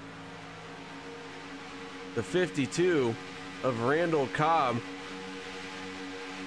He worked his way through the tri-oval behind the 44 of Rodney Cobb. Doug Rice in the 35 just got into his back bumper. Not quite square, but it was enough to send that 52 around. And then everyone else late to the party. Mark Mann just got to be glad he landed on all 4 tires, was able to get rolling. Otherwise, he would have had to take the flatbed back, and that would have lost him a lot of time. Yeah, you don't want to have to take the rollback back to the pit lane, especially this late. 26 laps to go, 25 when we cross the line this time by. Still don't have enough fuel to make it here, so wonder if anybody's going to go ahead, top it off. That way you only need a little bit splash possibly to make it to the end. But keep in mind those green-white checkers in KR. I don't think we've seen the last of that yellow flag waving just yet. So I don't know. Pit strategy really, I really don't know what to do about it at this point in time. Mark Mann in the 04, able to get on and off pit road, used a fast repair and stays on the lead lap. So that is good news for all of the Mark Mann fans. The Batmobile lives to fight another lap in this race. Travis Elliott in the 51, Aspen Belvin in the 84, electing to stay out. Alex Green in the 15, first one off of pit road, 2-tire stop for the 15 machine, James Mayer. In fact, I think the 15 and the 95 really only took fuel only, a lot of fuel only stops here. But the Vapid Yeet Racing, the 51 and the 84, staying out. So we are going to see some very different strategies out here. Well, like I was saying, I mean, you can't make it from here even if you stopped right then, KR. So, I mean, you still got 25 laps. Most we've seen out there, I believe, has been right at the 19 lap mark. So, yeah, I mean, you can't even save that much under caution. So you're going to have to hit pit road at least one more time. I don't really see the necessity to go down there and just get fuel. You're going to put 4 tires on it, yeah, because then you don't have to get tires for your last stop. So maybe I would agree with that strategy a little bit more, but not quite so sure I'd be worried about the gas just yet.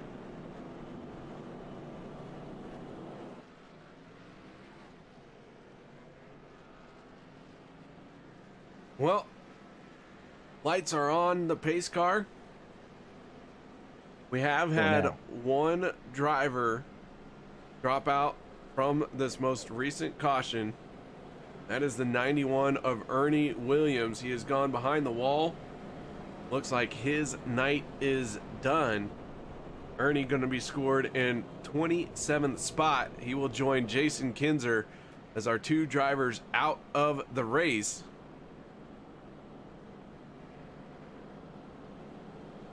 And so as the field cycles around, 02 of David Overstreet coming back down pit road to work on that machine.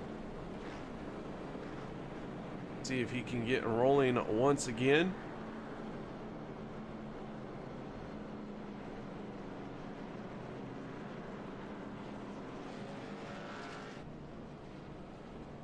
But, you know, so let's break down the 51 and the 84. Last on pit road 6 laps ago. They had made their pit stops, one of the last few drivers to hit pit road. A very large stretch of the imagination could see them make the scheduled distance. They would need some help from a caution, maybe even 2. But if they cannot make it, they're looking at maybe having to pit somewhere inside 10 laps to go. Getting a splash of fuel might be the only 2 drivers that come down pit road for that splash of fuel, so they would end up by themselves. Even if they did pit with a group, they would have to take a little bit more fuel than the rest of that group. So again, that would put them behind the 8 ball. Yeah, Dave, we break that down for these 2 drivers. Things may not work out to their advantage. Then again, that's why we run all the laps out here. We might see something, they might see something in this strategy that we don't know about. Well, the one thing that changes it all, that's another caution. We get another caution here, and that's going to change everything. Some of the drivers that just now pitted for fuel may be able to make it to the end, or at least to the scheduled race distance. That would also help out Travis Elliott as well as Aspen Belvin. So caution could change the dynamic of it. Who comes, who goes, who stays on track, who flips over. I mean, there's a lot of things still to be figured out before the fuel strategy really comes into play. We see it unfold. But yeah, I can assure you these last 23 laps, we're not going to be sitting down. Check in on our checkered flag motorsports drivers. Les Levy in the 62 machine, the 77 of David Booth. They're going to be restarting kind of deep in the field here, but nose to tail with each other. Checkered flag motorsports does tend to have a nose for the front. We'll see if that is going to work out for these 2 drivers. They have got a long way to go to get to the front of this field, and it is going to take some bold moves. But man, Les Levy not afraid to make those bold moves. David Booth in the 77 looking for his first win of the season along with Les Levy. They might be able to make something happen here. Mix in some desperation. Well, they just might be able to pull it off. Desperate driver is a dangerous driver. Yeah. But the 51 and the 84, nothing but clean air for these two drivers, as the lights have gone out on the Ford Mustang. And look at that. Our stage winners, both of them in row number 2. Alex Green, James Mayer, going to restart in the second row, your stage 1, stage 2 winner. Oh man, things are starting to shape up. 28 of Derek Conley looking for his first win of the season. Josh Milam in the 7. He's got 1 win so far, but man, he'd like to help his teammates get a win as well. Put some more ammo in the gun for the FSR stable as far as for this championship chase here in the next few races when that kicks off April 20th. But Dave, we're getting ready to go green flag racing. I'm going to let you take this one away. Field making that slow crawl to the restart line. Aspen Delvin fires the field off and away we go.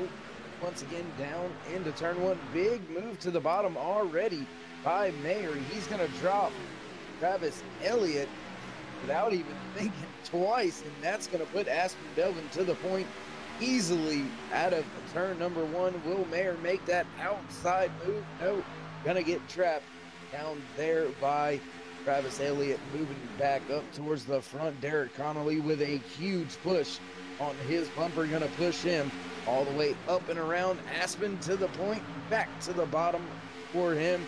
Now Connolly leading that outside lane with a big push from Josh Milam.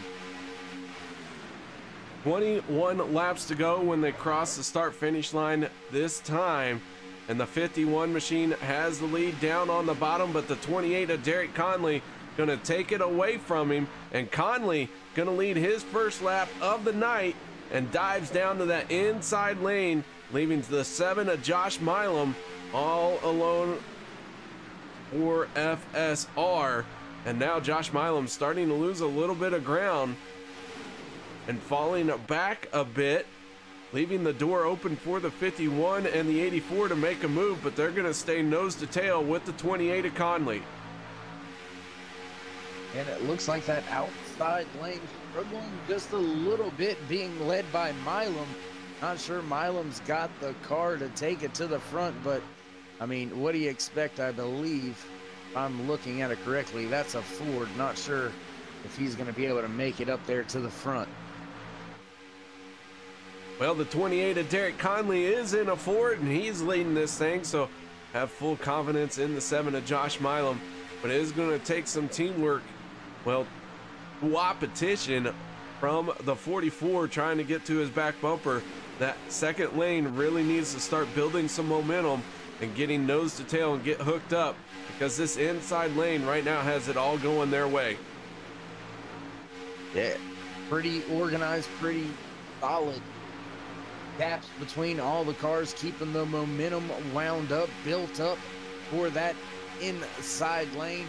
They have the numbers, more cars down there, so it's gonna be pretty hard unless you're pushing pretty hard. Unless you're right on the bumper. That 44 doesn't get right on Milam's bumper and push him down this backstretch, I just don't see them gaining any ground.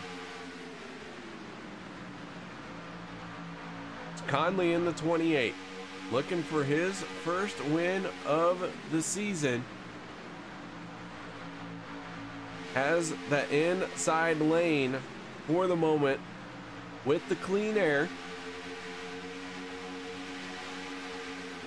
And with a race win, Derek Conley would still have some work cut out for him to meet the minimum standards for the chase contenders. But man, if you get that win and lock yourself in with that win, it kind of gives you some motivation, lets you know that, hey, you still have a shot at this thing.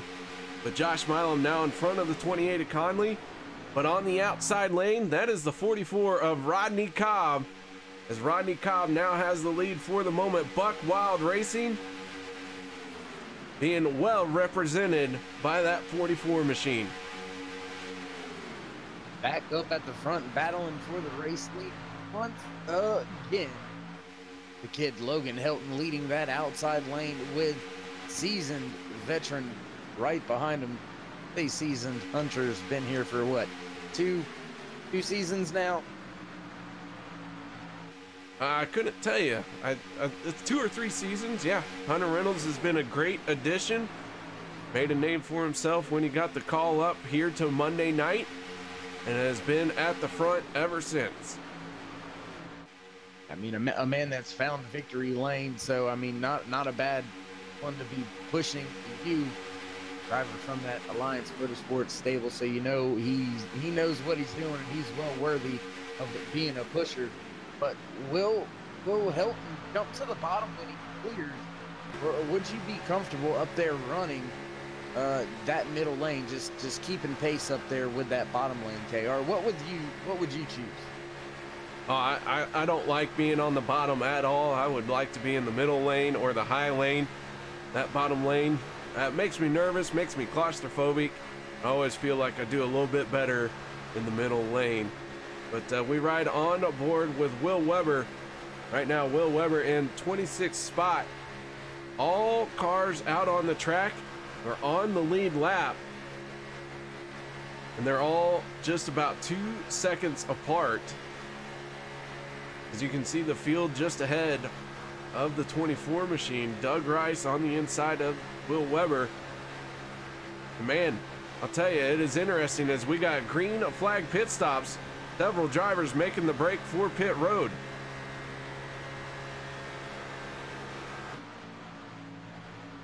And I wonder if that move by Hunter Reynolds to the bottom a few laps ago was in anticipation of some green flag pit stops, because the outside lane just kind of died out there for a minute. We do have about 4 or 5 cars up there now, KR, but maybe pit stops are something these drivers are already thinking about taking care of and getting out of the way. So when will we see the rest of the field come down pit road? Nobody can make it on fuel from here that has not pitted. And Rodney Cobb in the 44 making his break for pit lane. The 7 of Josh Milam being way more aggressive. The 8 of Cody Ober, oh man, it almost overshooting it, and he's going to get into his teammate as he tried to get down onto pit lane. So the 8 and the 15 smack into each other, and that is going to give the lead for the first time tonight to the 63 of Logan Helton. And that's not gonna go over well when they get back to the shop. Not intentional, but still, you know how it goes, KR. You're a race car driver. When things like that happen, you tend to cuss and swear a little bit. The Logan Helton gonna stay out. 5-car group all staying out. They have about 7 more laps of fuel. That would, if they run their tanks dry, that is going to put them on pit road with less than 10 laps to go. And so the 63 of Logan Helton now leading the charge. Dave Hunt in the 53 sitting there in second. The 77 of David Booth. The 02 of David Overstreet. And that is the 50 of Sean McCarrick as they work their way around Alex Green in the 15 machine. Alex Green, Robert Payne, and Cody Ober all going 1 lap down. Both Cody Ober and Robert Payne working on their machines for an extended pit stop. Now Logan Helton going to make the break for pit road. Dave Hunt in the 53 not coming down with them. He stays out, and he has got to hope that the 15 of Alex Green can catch up to him quickly, because that 53 is really losing speed here as he has no drafting help, and that is going to give the advantage all to these drivers here as they have formed up and they are up to full pack speed. Tough break under that green flag pit stops there. You've seen who will eventually take the race lead, and oh, Rick Seabrand's on the apron, blowing up on the front stretch. No yellow flag. Cody Ober, as I was trying to say, being caught one lap down now after his pit road misfortune, and big time heartbreak there for Rick Seabrand. He's going to need a caution to get himself back into this thing after popping the engine on the front stretch. So Rick Seabrand's in the 4. Has one that grenaded on him. And late in this race, that is going to be hard to overcome without the help of a caution. But the 53 of Dave Hunt continuing to stay out there. He does have the 15 of Alex Green on his back bumper. They are still about 5 miles an hour slower than everyone else. The 28 machine of Derek Conley, for the moment, out in front of his teammate, the 7 of Josh Milam, and the 26 of Hunter Reynolds. That is the 3 of Robert Payne getting ready to go a second lap down. Cody Ober in the 8, and the 3 of Robert Payne staying along the wall.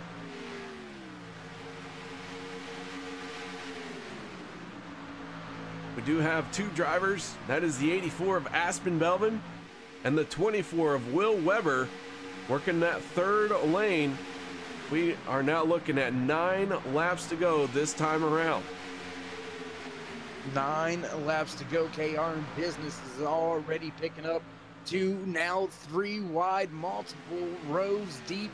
We were 4 wide there for a minute down the back stretch. That got a little bit interesting. And there's no maneuverability really now. Gonna have to keep the cars from wiggling around. Gonna get quite dicey here now. And it is, and I'm wondering when the 53 of Dave Hunt is gonna hit pit road. He has stayed out for another lap. And as we have 9 laps to go, Dave Hunt really gonna have to stretch his tank to get to the end of this thing, but he does have a 30-second lead over the 7 of Josh Milam. And I think KR, he may be thinking that, you know, these guys racing this hard for what they think may be the race lead when Hunt pits, that you may be expecting a yellow to fly here. Have been known to see a caution late in the race around the 5 to go mark. So maybe Hunt banking on statistics. 3 wide, starting to get that 3rd lane activity. The 52 machine leading the charge in the 3rd lane. That is Randall Cobb, starting to fall back a little bit. The 28 of Derek Conley has his nose out in front of his teammate, the 7 of Josh Milam. But Dave Hunt still out in front. He now has a 29-second lead over the 7 and the 28. Now Logan Helton leading that 3rd lane with help from a fellow rookie, Rodney Cobb. Daniel Holloway right there as well. So 3 rookies nose to tail down the back stretch in the 3rd lane. Milam has the 62 of Les Levy on his back bumper. I mentioned it at one of our restarts, that 62 machine finding himself mired deep in the pack, but I knew it would not last long. Les has a nose for the front. We'll see if that holds true for him, as now we got 6 laps to go. 3 wide racing here at Talladega. And this OP Racing Super Speedway Series is looking to put a fine finish on the night. But Dave Hunt has now finally made the break for pit road. He is going to end up in a world of hurt here, as he is the only one on pit road. Here comes the pack as they work their way through 3 and 4.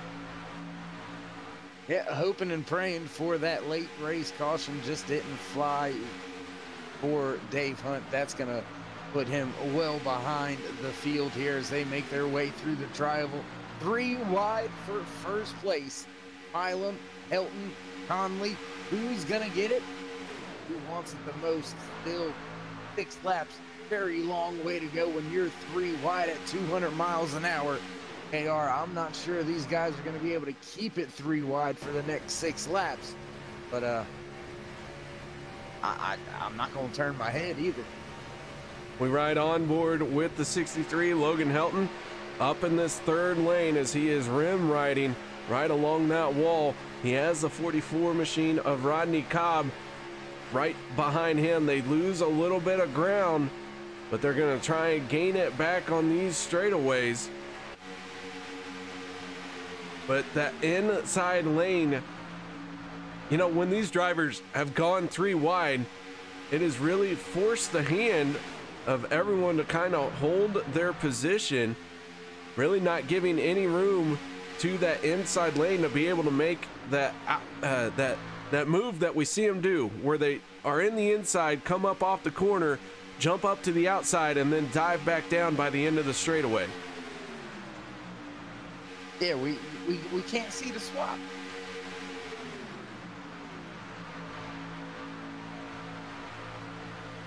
So Josh Milam edging out ahead just a little bit. When they cross the line this time, 4 laps to go. Les Levy in the 62, staying to the back bumper of Milam. We've already seen 1 engine pop. That was the 4 of Rick Seabrands. He has rejoined the race. He is 1 lap down, scored all the way down in 25th place. Who is going to be the next engine? Will we see somebody just start pushing and cross their fingers that their engine makes it to the end of this thing? And I mean, you're almost getting to that point in the race, KR, too, where it doesn't matter if that thing starts to turn yellow or red or starts blinking at you. You're just full on, and it just is what it is. And you just pray it makes it to the end or blows up as you cross the start-finish line. But I think that's what it's going to take to get a clear-cut winner here, is just some crazy mad pushing. 3 laps to go as we are 3 wide. Josh Milam, Derek Conley, Logan Helton, all leading their respective lanes. And you got to wonder, how long can these guys hold their breath? Because it really looks like everyone's starting to get a little bit closer to those back bumpers, starting to push a little bit harder. They know that the end of this race is coming up. We're going to have 2 laps to go when we get to the line. If we can get to the white flag, that will do it. The next flag will end the race. We got to get around one more time as Derek Conley in the 28 going to lead that lap. And it looks like that outside lane's starting to go away just a little bit. Now only 3. You can count it as 4, maybe 5 now as 2 more join that outside lane. They were struggling. Now they're starting to pull back up even with Connolly. But you got to ask yourself, KR, will Connolly make that? Oh, heavy contact. We got one going around. Robert Duvendak going around, and the caution flag is going to come out as Duvendak is going to get spun, and somehow we only get 1 car involved in this one. Now we're going to add the 77 and the 50 as they were trying to get slowed down, but the yellow flag is going to fly, and that starts with the 40 and the 95 making slight contact, and it ends up with the 10 of Duvendak going around. And how he managed not to hit anyone else or anything else, I could not tell you. We're going to take another look at this one. You see the 95 and the 40 just make contact going into the corner, and Duvendak is going to tag the 02 of David Overstreet. It looked like Eric Carline got a little piece of the action as well. We'll take another look from the nose of Carline.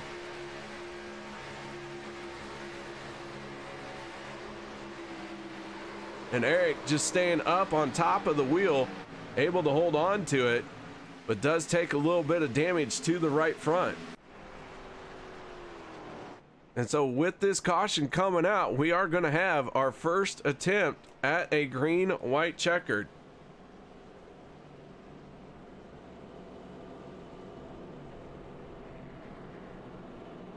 And no takers to pit road. That's pretty interesting. Well, I guess not. They got enough fuel. A little bit older tires, so they're gonna have to watch the wheel spin. But okay, this just took the interesting factor up a notch. So a few drivers are going to hit pit road. They make their way onto pit lane. One of those drivers being the 10 of Robert Duvendak. Cody Ober in the 8 machine getting the free pass. He will end up back on the lead lap.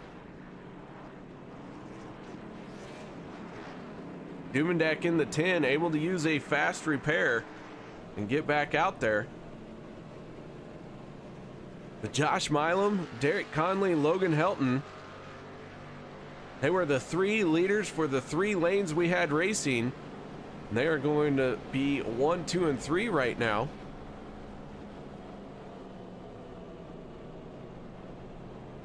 And so we are on our first of 2 attempts at a green, white checkered. We will restart with 21 cars on the lead lap.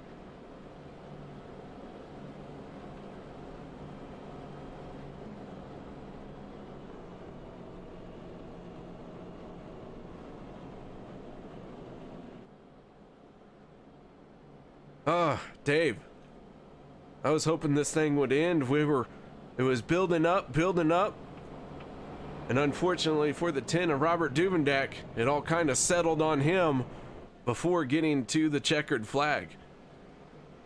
Yeah, well, I mean, KR, it did end for some drivers. Unfortunately for those drivers, their night's not going to turn out as well as they hoped or thought they would.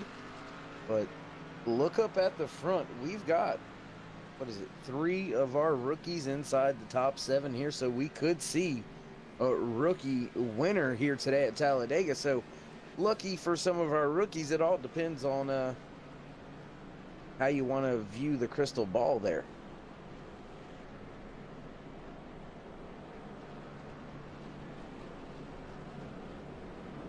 As the field being slowed for what will be its 6th caution of the night, we have had 33 lead changes here tonight,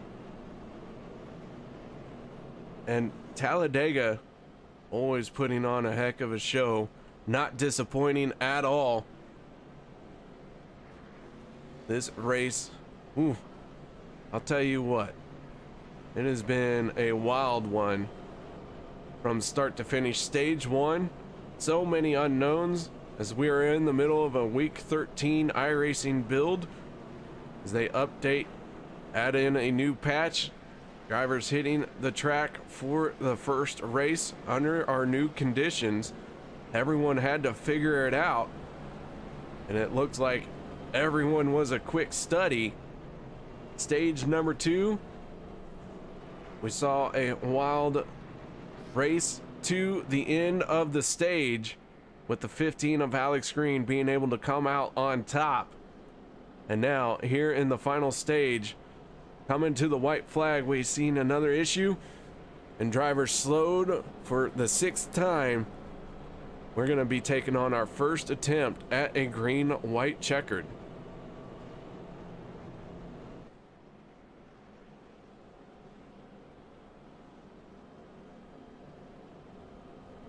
Whew. One green, white checkered, KR. You think I'm a bet right now. Let's make a bet. I don't know what we're gonna bet, but let's make a bet. I bet these guys go 3 wide, lap 1 of the restart, and we make it to the end of this thing.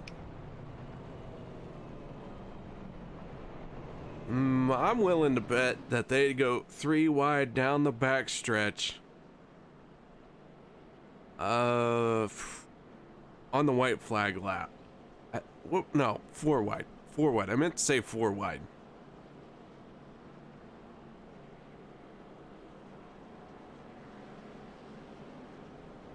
I'd like to see 4 wide. That'd be good. I don't think we've seen 4 wide here tonight. I mean, briefly they're going around a lapped car, but 4 wide for position, yeah. I don't think we've seen that yet this season.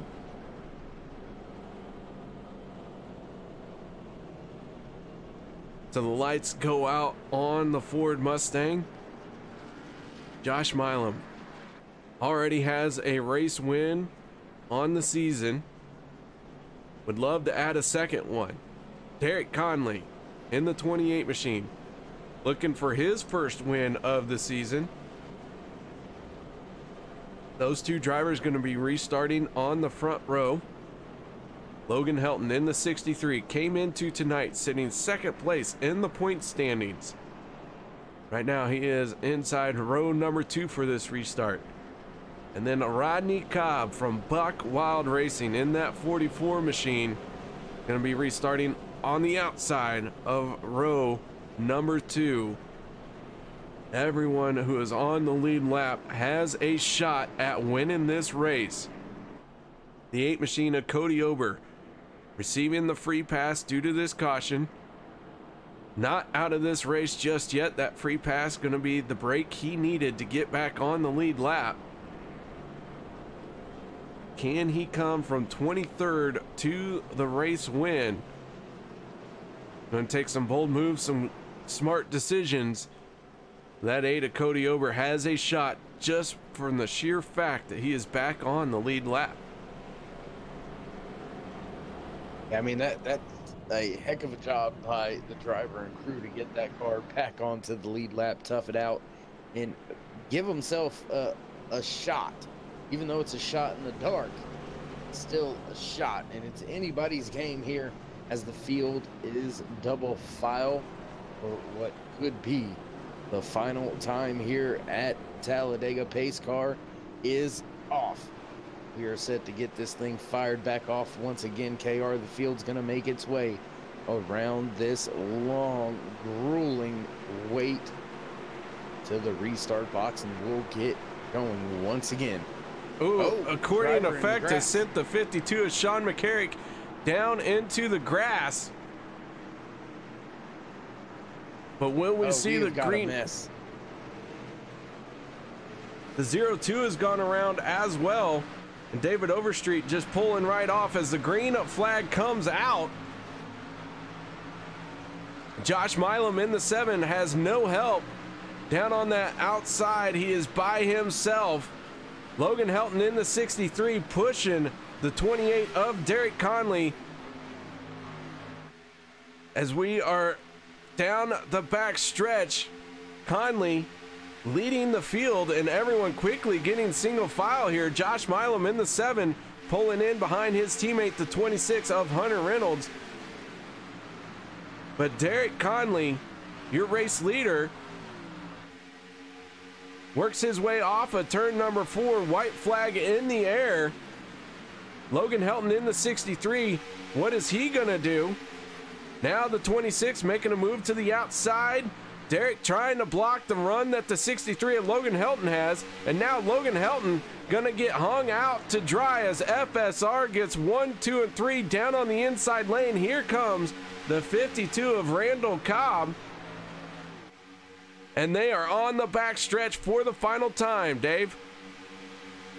For the final time, and that was one heck of an okey-doke move there on the rookie that FSR stable pulled. But look at James Mayer digging on that outside lane with help from Travis Elliott. Not sure they're going to have enough to get all the way up to the front. Big move. We've got cars wrecking to the inside. Derek Connolly still leading the field with a push from Hunter Reynolds. It's going to be Connolly with the win. And Derek Conley picking up the first win of the season for him, with Hunter Reynolds in the 26. Staying to his back bumper. Josh Milam in the 7 tried to make a move out there, but it is going to be 1, 2, 3 for FSR and they are going to be quite happy with that finish. And man, what a race here tonight at Talladega. Holy cow. Man, I almost feel sorry for the kid, Logan Helton. I mean, he had a rough race all day long. Found his way up there, found his way. I mean, it was right there. And just, you know, team orders, you know, you can't hang your teammate out there that late. Those FSR drivers, man, they pulled a fast one over the kid's eyes, and I'm sure he won't forget it. But you got to understand, when the team's involved, it is what it is. It comes down to business. Tough break for the kid, though. All right, guys, we're going to set up our post-race show. No one go anywhere. We're going to talk to our top 3 finishing drivers.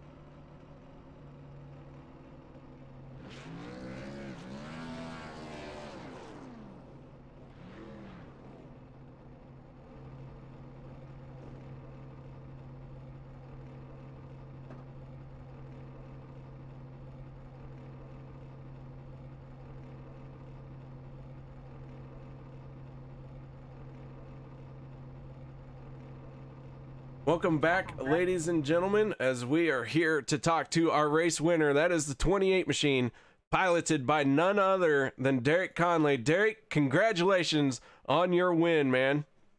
Appreciate it, KR. It's really hot in this car right now, I ain't gonna lie. Well, that hot car got you a race win. You were able to tough it out, but that 28 had its fair share of problems out there tonight, but somehow you come away with the race win. Tell us about your finish and what it means to the FSR team to finish 1, 2, and 3. Oh, yeah, like you said, we kind of had some bad luck at the start. Kind of almost all of us did. We were able to get a pretty decent stage 1 finish, but then everything kind of went to crap, you know, after that. And so we kind of had to fight from the rear for a while, had to use that free pass early.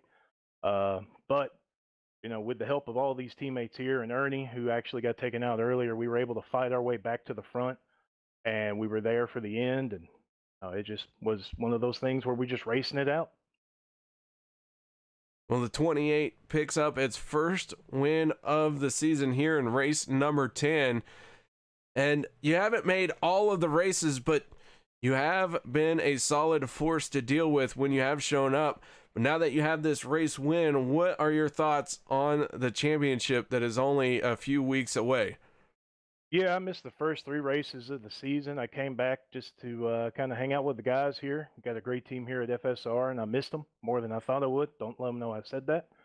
But yeah, so far we got Josh, Hunter, now me. We just got to work on Will and Ernie, make sure we're all 5 in that championship hunt come in a few weeks. And yeah, we hope to be a force to be reckoned with on that. In that, finishing 1, 2, 3 kind of helps show tonight that maybe we are.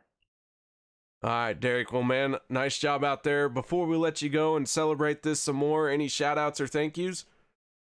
As always, I want to thank you all up in the booth. I want to thank the guys, Alex, Rob, Cody, for throwing this on every single Monday night, Wednesday, and Saturday. I want to thank R&R Controls, new company that I work for, sponsoring my ride this year. And, of course, I got to thank Josh, Hunter, Will, and Ernie. I mean, we're the best teammates a guy could ever ask for. All right, man. Well, again, congratulations on your race win. Nice job out there tonight. Have a good one. That was Derek Conley, your race winner. Now it's time to talk to our second place finisher. That is the 26, Hunter Reynolds. And Dave, you've caught up with him. That I have, KR. Hunter, man, great job finishing second here today, getting yet another teammate locked into the chase. Got to feel pretty good about the race tonight, huh? Oh yeah, definitely. We had our fair share of problems towards the beginning of the race, but that last pit stop we really played it in our favor, and then a favorable last last green white checkered there. So it was all in all, it was a great night for FSR.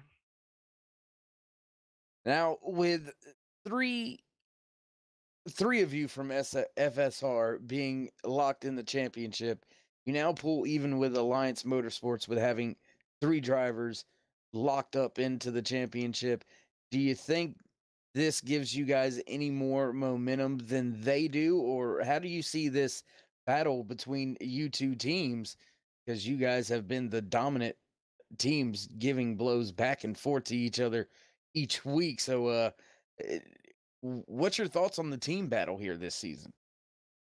Honestly, this team battle is it's a good one. Those Alliance guys, they're definitely a force to be reckoned with. All those guys race clean. We got a lot of respect for each other, and I definitely think with this 1-2-3 finish, we'll have the momentum for next week, and we just got to work on getting our other 2 teammates in there. But 3 of us in the chase, that's definitely a good start. All right, Hunter. Well, once again, congratulations with a great second place finish out there tonight.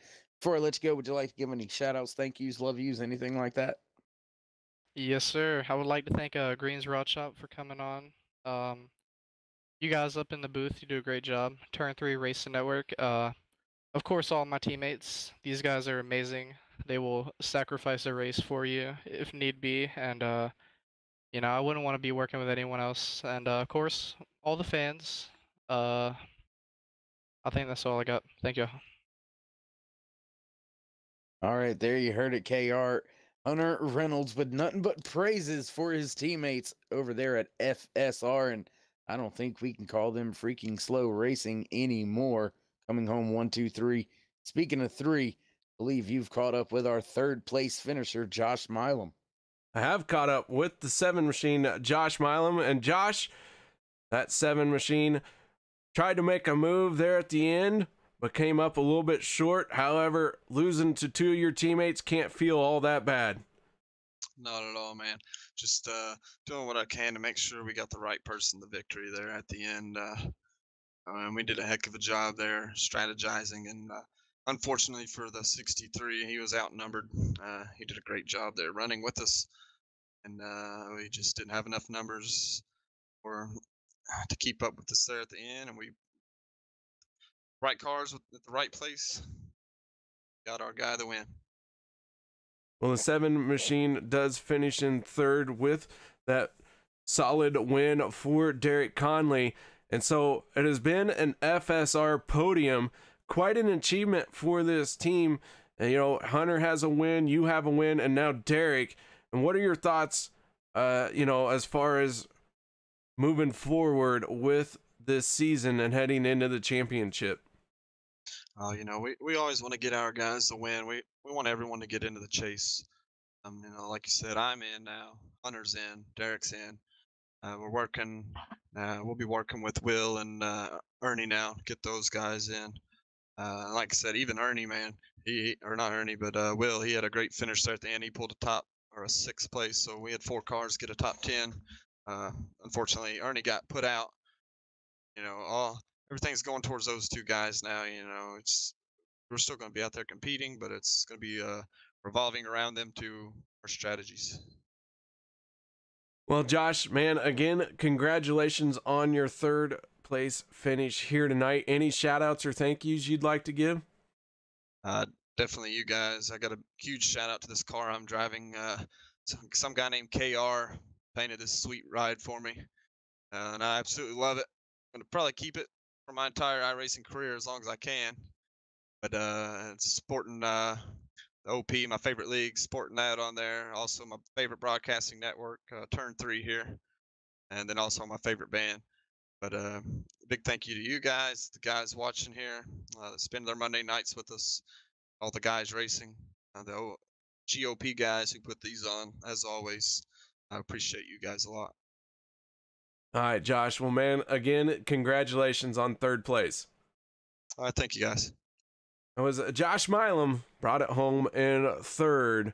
And as you mentioned, FSR, 4 drivers in the top 6 for the finish, Dave. And that is a pretty much a power move, power statement by this team.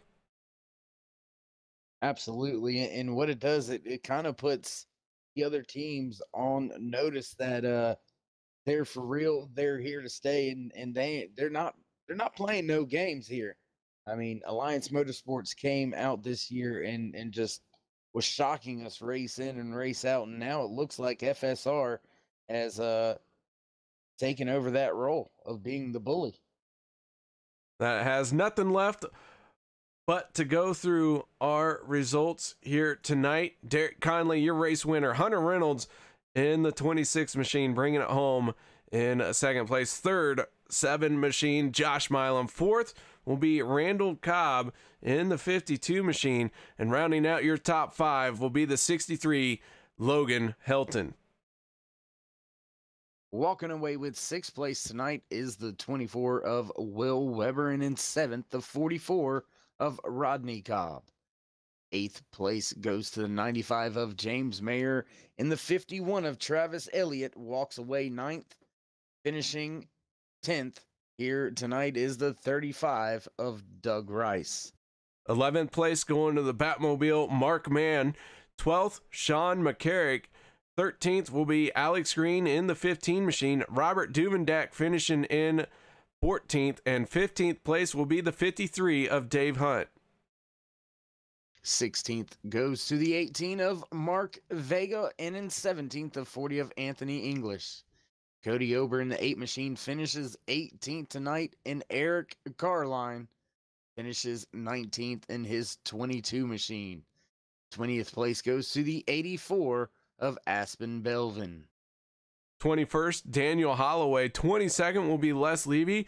Robert Payne is going to end up 23rd. 24th will be the 77 of David Booth. 25th will be the 4 of Rick Seabrans as he popped an engine pretty late in the race. Not enough time to recover. Finishing 26th here tonight, 3 laps down, is the 02 of David Overstreet. In 27th, the 91 of Ernie Williams Jr. 28th goes to the 29 of Jason Kinzer. And, well, as always, special thank you to the man up there in the booth in race control, the 14 of Cody Ober. We appreciate everything you do up there, keeping the guys straight on track for us. And, KR, man, been another one in the books. What you got to say? Well, I got to say it's Cody Eldred, not Cody Ober. Well, why did I say? Well, y'all, man, you know I can't read. I know you can't read. Cody. I still love you. We do love our Codys out here with OP Racing Super Speedway Series. But guys, that is going to wrap it up for us here at Talladega Super Speedway. Thank you so much for joining us, and we hope to see you next week at Daytona. That's next Monday night. For myself and for Dave, thank you so much, guys. We hope you enjoyed the show, and man, it's going to happen again next Monday night. Y'all, stay safe. Warning, the following stunts are performed by idiots or under the supervision of stupider idiots. If you attempt to reenact any of these idiotic stunts you will see, you will be left with idiotic scars. Enjoy.